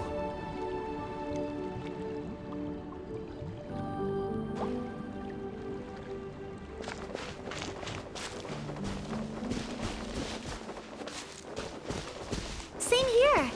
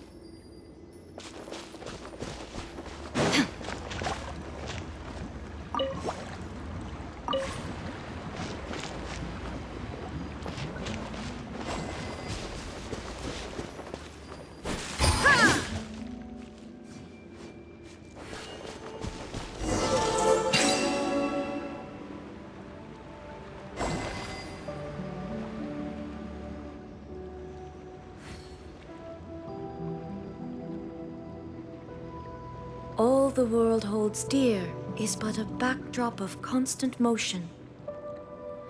I stand before it, alone and unchanged.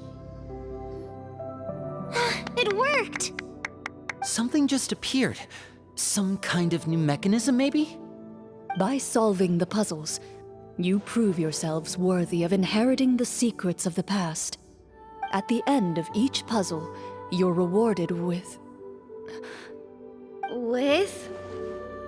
A key.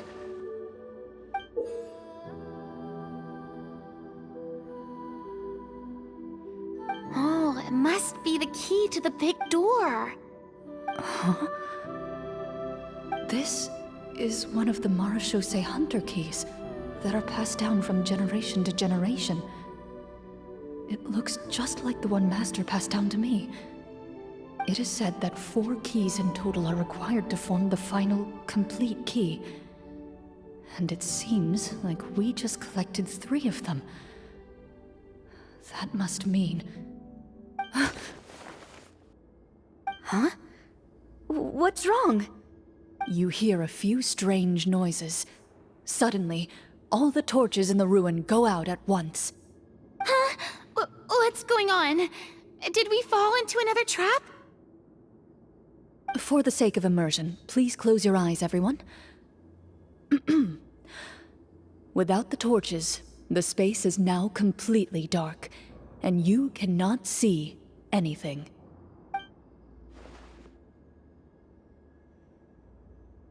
But Paimon can still see a little bit over here. Oh, right, sorry.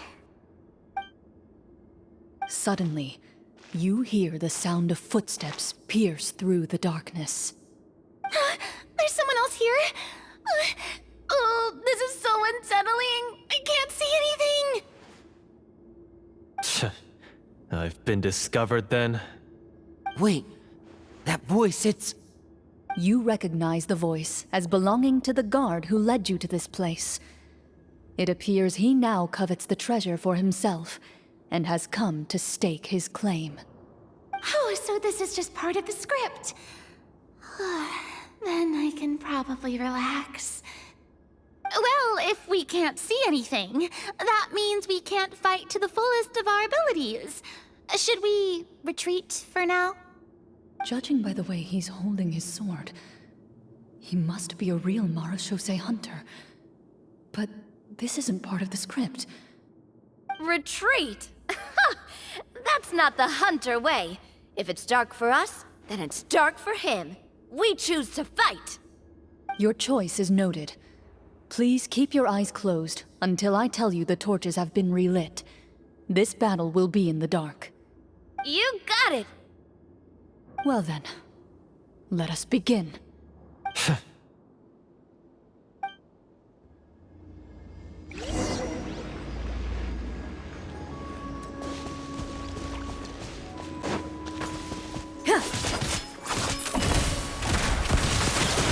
I'd like to try to hit him with my sword.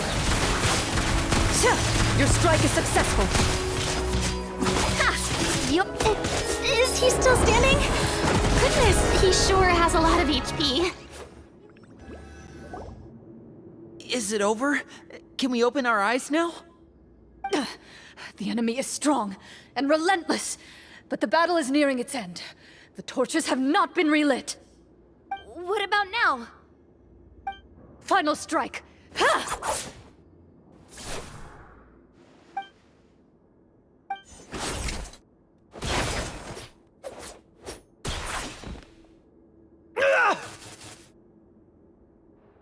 Well, did we get him?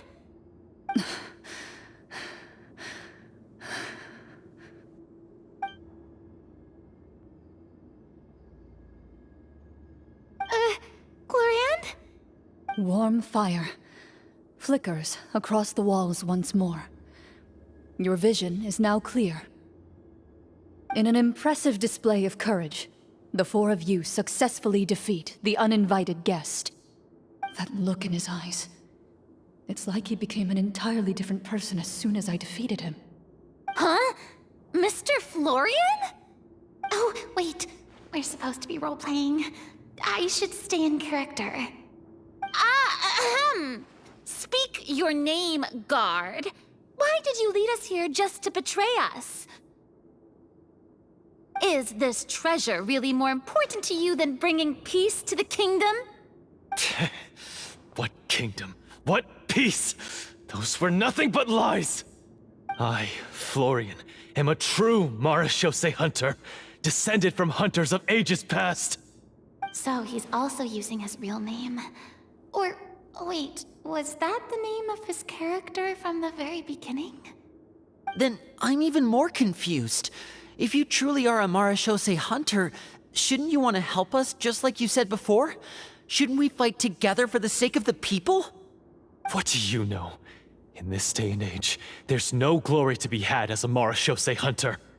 What's that supposed to mean? My skills were passed down to me by my father. We lived a life of obscurity in the remote wilderness. Still, he devoted everything he had to being a Marashose hunter. And what did he get in return? A life of poverty and pain. In a world that forgot all about him. When he died, not a single person came to mourn his passing. The Marashose hunters were the ones who saved this city. We're heroes. We deserved more recognition and respect than this. Is he talking about how no one in the capital seems to remember the hunters and their legacy? I didn't expect the script to contain this level of social criticism. So that's why you want to take the treasure for yourself? You feel like you're owed fame and wealth? If you already knew where the treasure was located, why didn't you just come down here and take it? Because I still needed the final key. Only a true Marashose hunter is capable of passing through this final door. As someone who sought to hurt others for his own gain, Florian lost that right long ago. Okay, but what is this treasure anyway? We've got all the keys, right? So can we just go in and take a look? You're sure you want to go in? We've been talking about it for so long, of course we want to see what's inside! And we've already defeated Florian, right? So he won't try to take it from us anymore. Pesky brats. Watch yourself. Then let's open the door together. All right. Your choice of action is confirmed.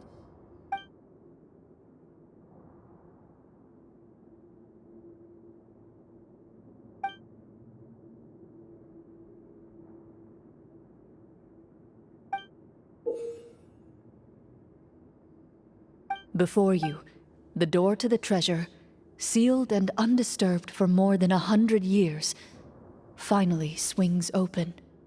You hear the shrill wail of the door hinge as it rotates for the first time after years of disuse, almost like a sleeping giant letting out an extended yawn. You get the impression that the secrets buried behind this door might be just as heavy as the sound you just heard. It's open! Come on, let's go in! Paimon wants to see what's inside! Ooh, me too!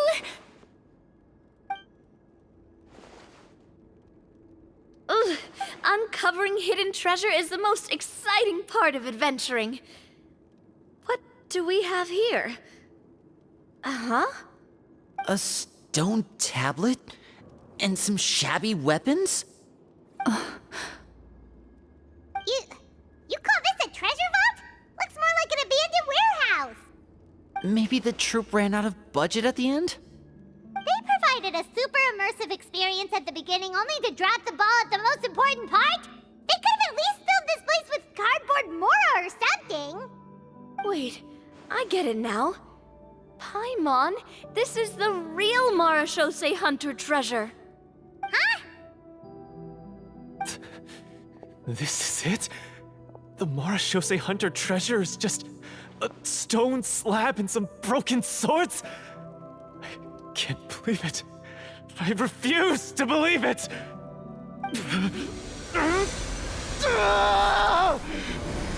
Whoa, are you okay? The Marashose hunter before you appears to suffer a serious mental breakdown. He needs to leave the room for a moment to collect himself. One of you seems to understand the significance of the treasure already. If the rest of you wish to follow suit, you may remain here in the meantime and explore your surroundings.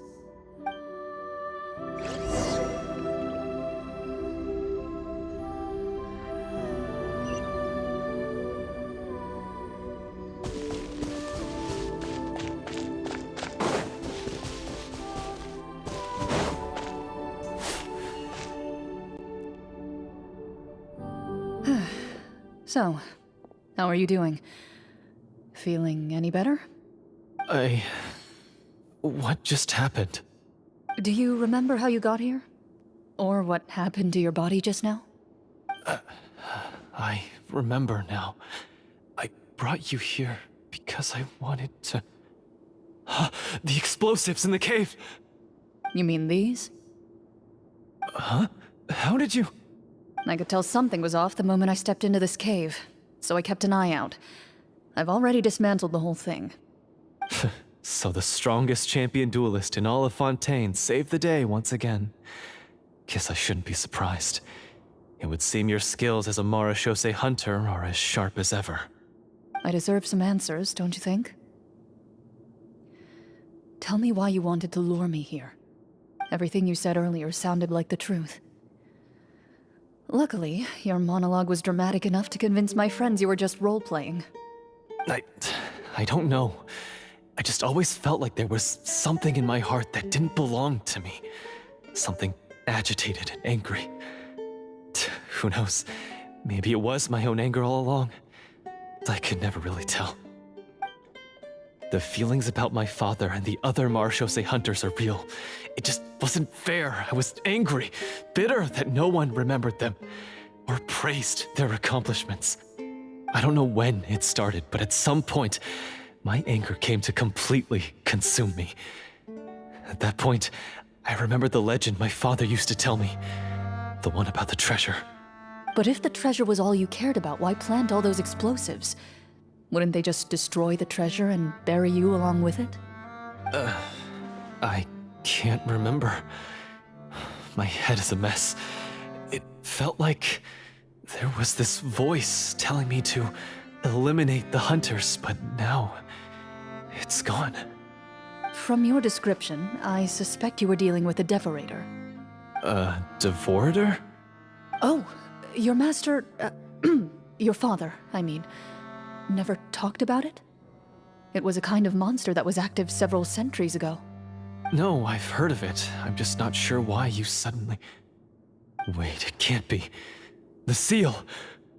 The seal? My family has served as Marashose hunters for many generations. But the title and swordsmanship weren't the only things passed down over our line. There was a seal as well. My father instructed me to always watch over that seal and maintain it regularly. He said it had been passed down over a truly ancient age, and protecting it was our clan's most important duty. But I neglected that duty after he died. I finally decided to come down and check on it one day, and that's where my memories become fuzzy. The Devorator would be a formidable adversary for any mortal being, even ones as capable as the Hunters. If you lacked the power to completely destroy it, you could easily fall prey to its influence and corruption. In light of this, some Marashose hunters chose to seal the Devorator away, in the hopes that a permanent solution would come with the passage of time.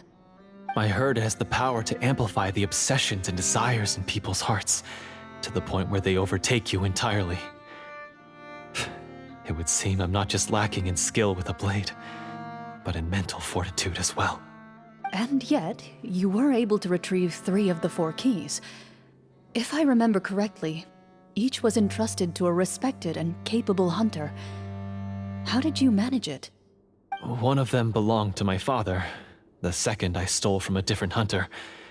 And the third... was one that I snatched while the person was on the way home from the tavern. I nearly died in that alley.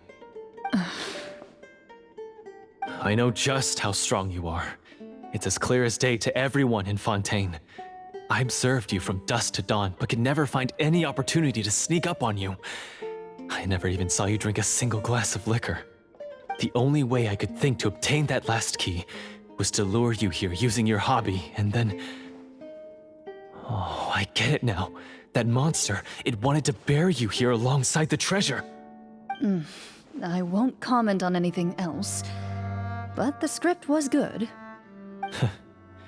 Well, I did pour my heart and soul into it. The stories my father used to tell me about the glory of the heroic Marashose hunters, and how they came to be forgotten. It's more than just a story. Huh? You're proud to be a hunter. You're still holding onto that part of yourself, no matter how small. I have done so many despicable things. I have nothing to be proud of. Then explain the purpose of the evil sorcerer in your story. Huh? Isn't he the true antagonist? The one who sought nothing but his own gain, and used the people as pawns to attain it? In your heart of hearts, he was the one you truly wanted to defeat. But I've already tainted my sword. I no longer have any right to... Wake up, Florian. Remember how you introduced yourself earlier. Do you really think the hunters acted out of a desire for honor and glory? Or to be loved and acknowledged by the people? What did your father teach you about our order? You do not wield your sword for yourself, but to protect those you serve. There's nothing special about a blade. It's the intentions of the wielder that matter above all else. Do you still not understand? Even after seeing the treasure for yourself? The contents of that room, they represent the true legacy the hunters left behind. You're right. I am a Marashose hunter. It's time for me to redeem, no, to finally serve the people I vowed to protect all along. I wouldn't be so quick to push aside the need for redemption. I know. That's a charge I won't bother to defend myself against. Good. Then, come with me, and help me see the script through to the end. Huh? See the script through to the end? But there's no more script left. Never finished it, huh? No, I mean, I wrote the script with the sole purpose of luring you all here. There was no reason to write beyond this point. Then we'll just have to keep writing it. The evil sorcerer still needs to be defeated. You mean the Devorator? Are you saying I have to make up the rest of the script as we go along? Is that really so hard? You've already written most of it. Surely you can write an ending where the hunters win and justice prevails. I'll be there to help you too. You aren't afraid your party will fall into danger? I know what my friends are capable of, and they're all quite skilled. Besides, I need their help. Then, are you going to tell them the truth about all this? I don't intend to spoil the fun. Sometimes, protecting dreams and fantasies is more important than exposing the truth. Don't you think?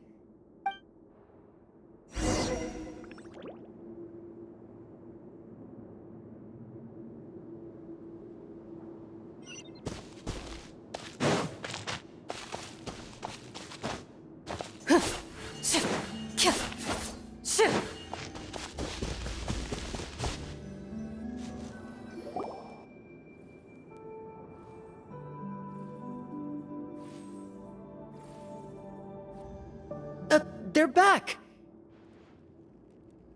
That took a while. Ahem!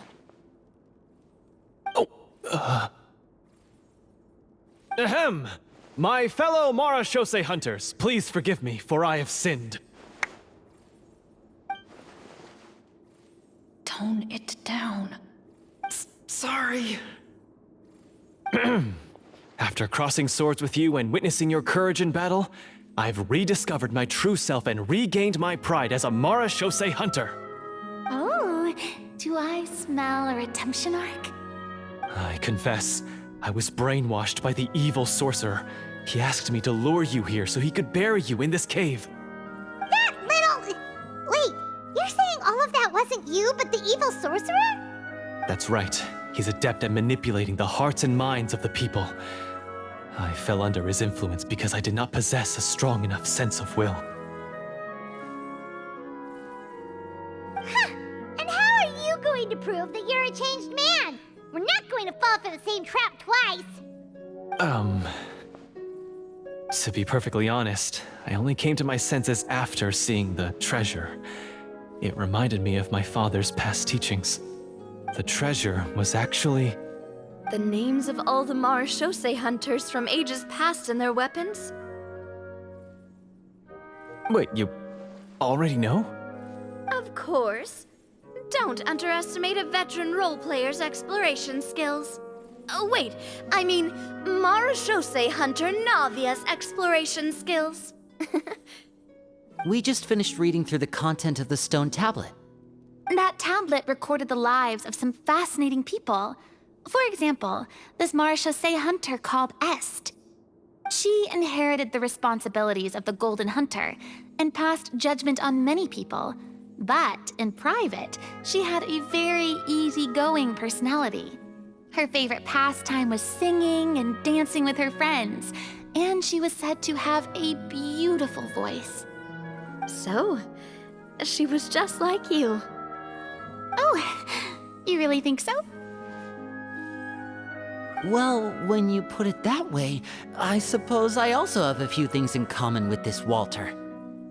Working as an executioner, he supposedly used a countless number of tricks to confound his enemies in battle. Oh, if only I could have seen the feats of magic he pulled off back then.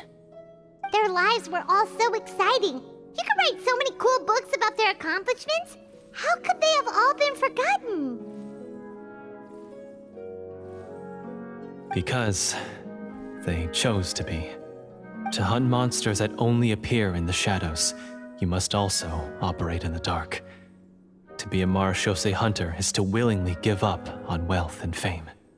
Then this stone tablet must have been left behind by their companions. That's right. Few Marashose hunters ever revealed their identity to the public. They always protected the city from the shadows. The only time they spoke of their accomplishments would be at night, when they gathered with their fellow hunters in front of the bonfire to share stories of the monsters slain by their hand. So, this tablet was created not so that the hunters would be remembered by the people, but so that they would be remembered by each other. No wonder this place was so well hidden. You regard the stone tablet in solemn silence. The names of your comrades etched onto its surface serve as a reminder that you are never truly alone. The tablet proves that, although a hunter walks a shrouded path, it is not a solitary one. There will always be those who walk beside you, a fact that remains as true today as in ages long past. Their legacies shall continue to be passed down from generation to generation, as everlasting as the stone onto which their names are carved. Father, you once told me that I should seek out the treasure if I ever became lost. So this is what you wanted me to find.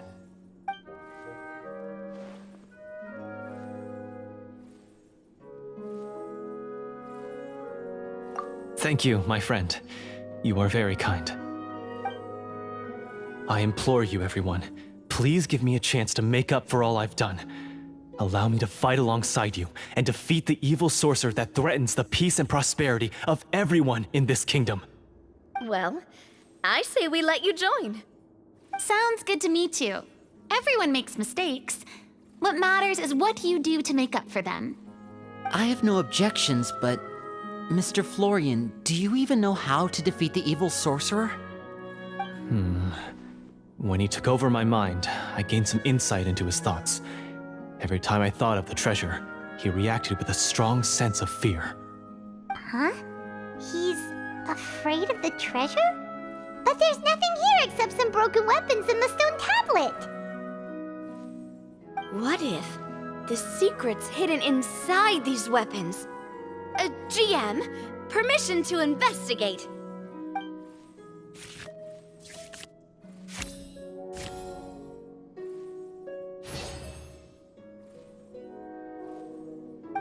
At first glance, the weapons appear absolutely ordinary. But as you observe them, you notice a faint energy emanating from within.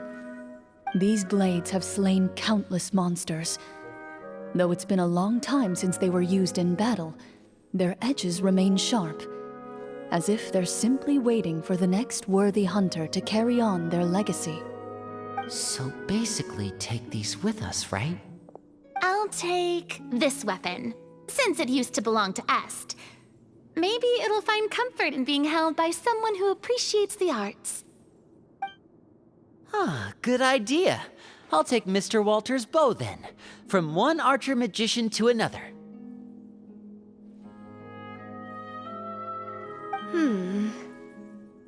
Paimon's gonna pick a cool weapon too!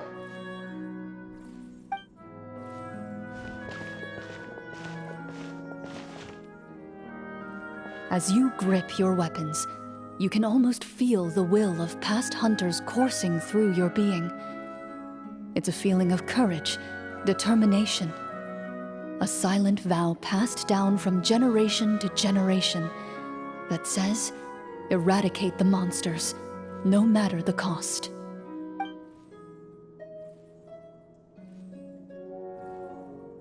Mr. Florian, do you know where to find the evil sorcerer? I was able to see his surroundings when our minds were connected. I believe he's currently hiding out at the church in the kingdom. We must be extremely careful.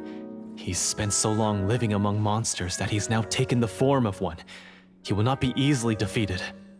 Then why don't we explore some more and try to find some higher level gear? We don't want to just fight him and lose, right?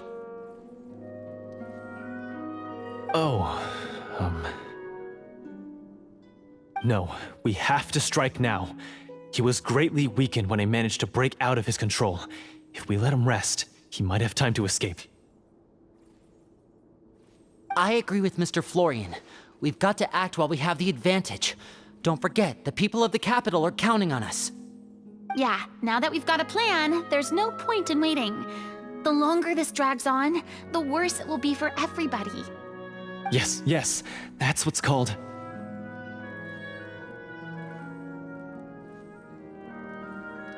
Yes, that's exactly right. Alright, you've persuaded Paimon. Mr. Florian, please, lead the way. Of course. Follow me. He had to set up so many scenes today, and now he has to join in for this last part. I really don't envy his job.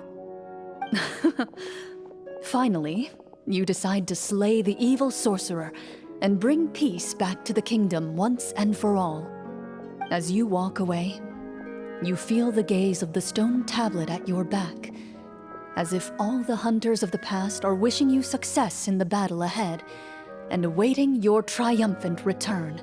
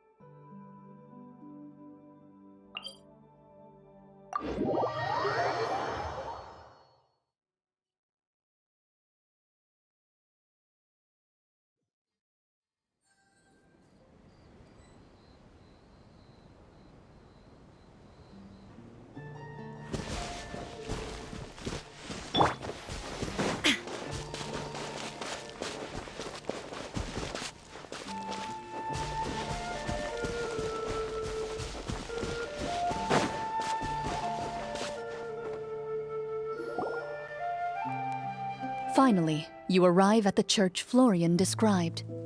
As you approach, an ominous aura surrounds you. You get the sense that your enemy is close at hand. How strange. This uneasy feeling seems so real. How did they manage that? Now, it is time for the final battle. Let's go.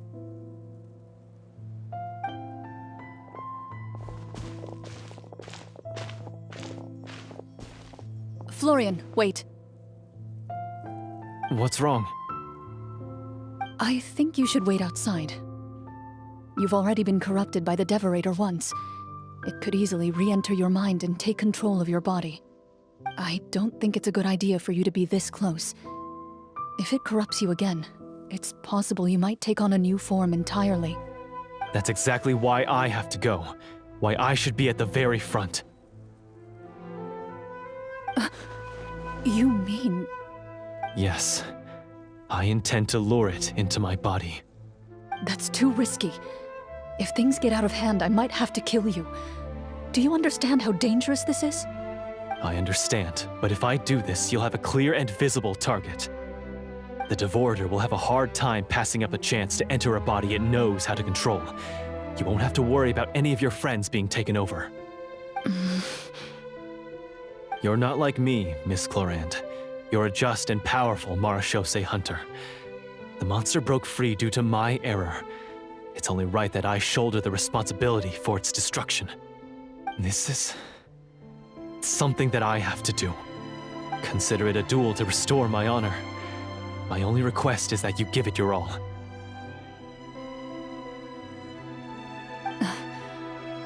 I understand.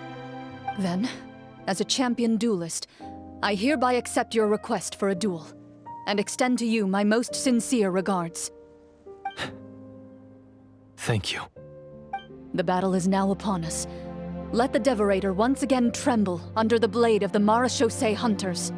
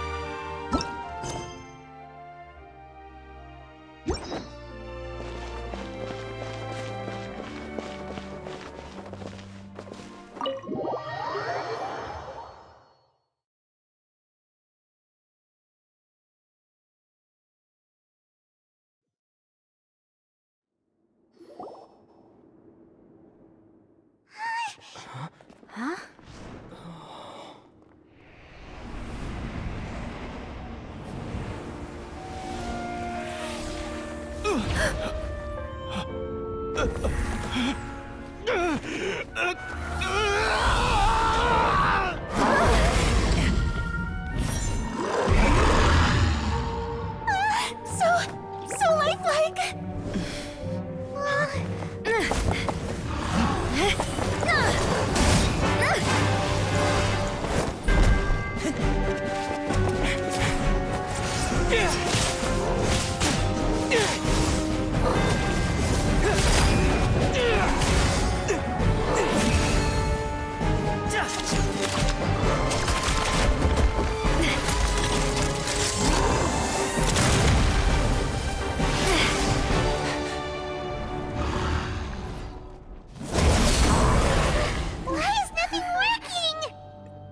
This foe is not invincible.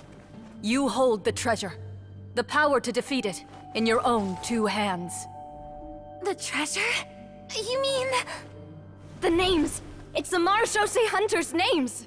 How are we supposed to... You forget, Paimon? There's still one skill we saved until the very end. Hunters fight not for fame, but to aid the people whenever they are summoned. Walter the Marashose Hunter, master of 1,000 tricks, executioner of the Phantom Hunters, I call for aid! Est, the Marashose Hunter, inheritor of Cassiodor's will, judge of the Shadow Hunters. Answer my call!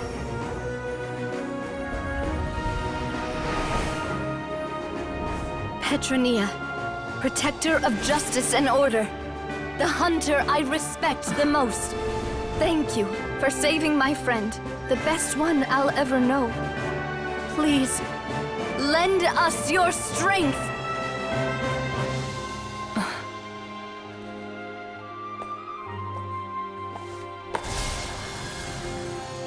We have come to answer your summons.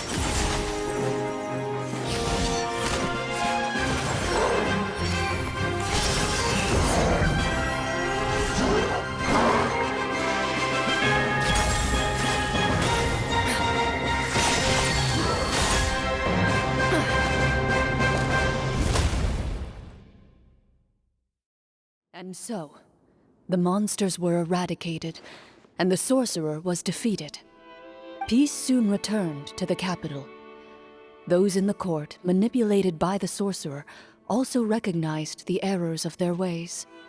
Some remembered the names of the heroes who saved their kingdom, but others simply continued their lives none the wiser.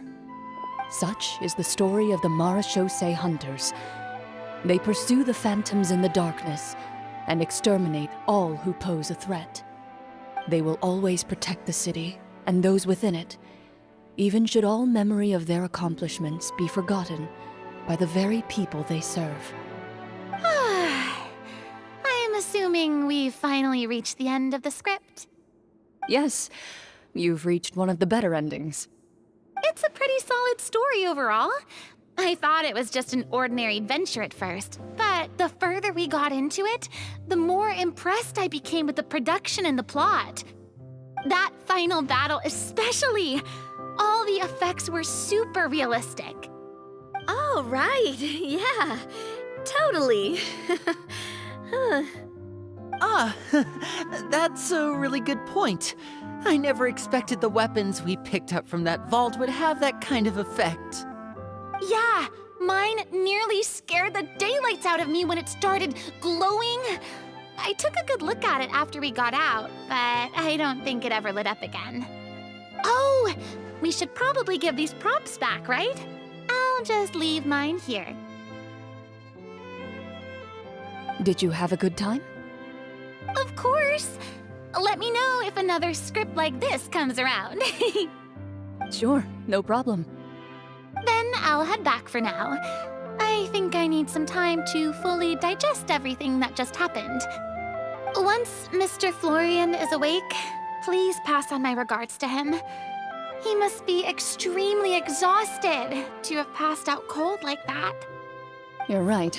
He's had a lot to deal with. Well, see you all some other time. Toodaloo!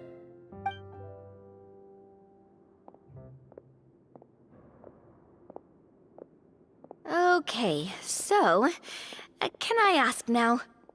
I think it should be fine, yeah. What in the world was going on back there? So you saw through all of that? That time in the cave when you told us to close our eyes, it'd be weirder if we didn't notice anything. I was dying of curiosity the entire time. I mean, you did a pretty bang-up job of pretending nothing had gone wrong. Karina actually looked like she thought all of it was planned. Guess none of us wanted to be the one to break the illusion. What are you all talking about?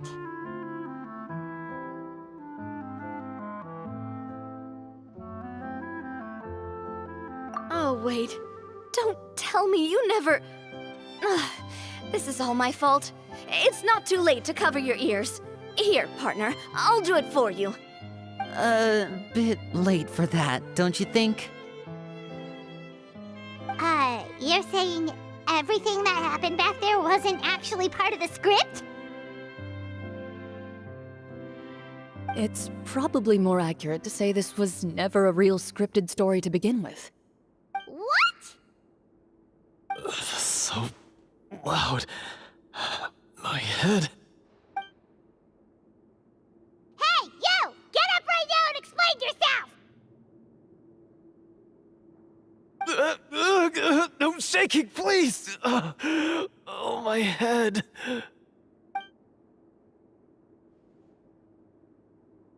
Did Paimon just hear that right?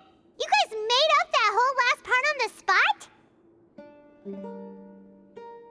It's not nice to lie to people, but Paimon's gotta admit, that was a really good story, Florian.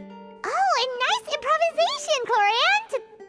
Yeah, it was like watching a magician improvise a spectacular magic trick after forgetting an important prop. If Paimon knew something was wrong with that vault, she would have floated straight in the opposite direction. Everything was under control. As if you've ever described a situation as being out of control. I'm pretty sure any situation you consider to be easy to handle would scare a reasonable person half to death. Guess I'm just used to it.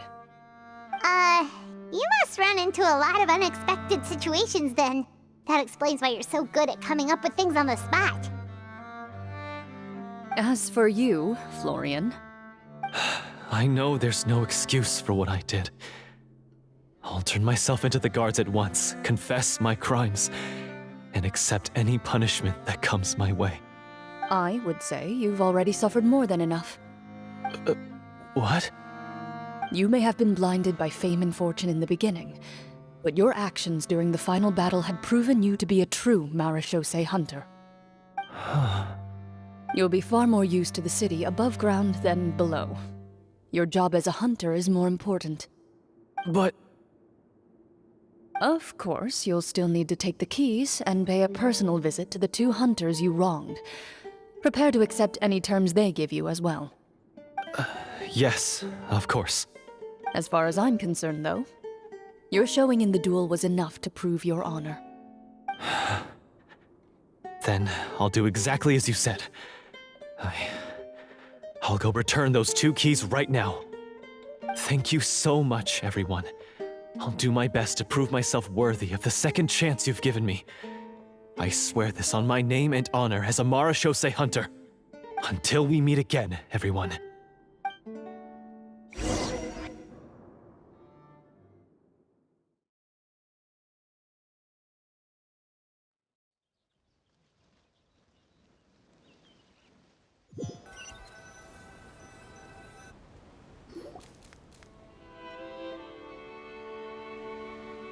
Speaking of marechaussee hunters, what should we do about the treasure in that cave? Leave it be. Are you sure? We could show it to people, make it so that the hunters are remembered. Don't you want that? No. Every name on that tablet made the same choice. All hunters know what the path entails. I am no exception. My identity as a marechaussee hunter is not something I need people to remember. I wish only to be recognized as a champion duelist. Nothing more. That's certainly very different from the path of a magician. Still, I admire your decision. Wait, I just remembered something.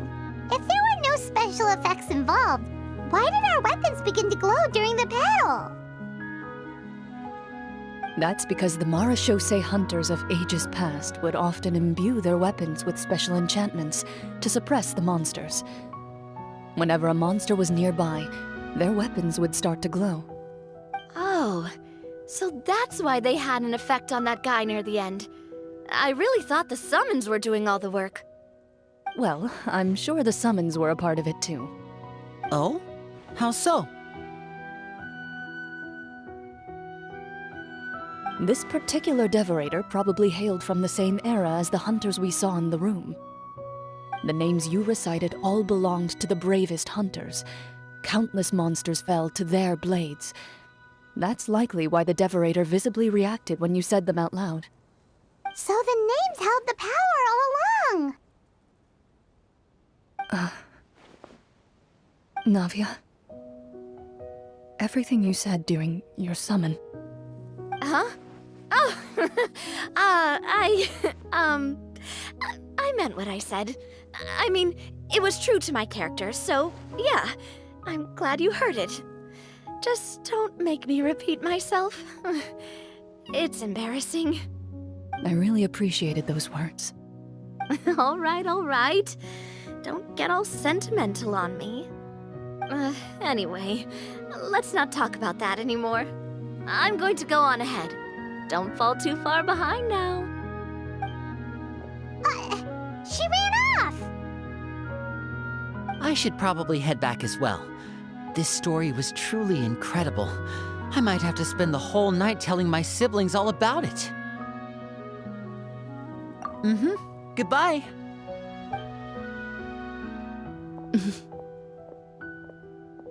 Traveler, should your name and deeds be forgotten, what do you think the significance of your journey will be?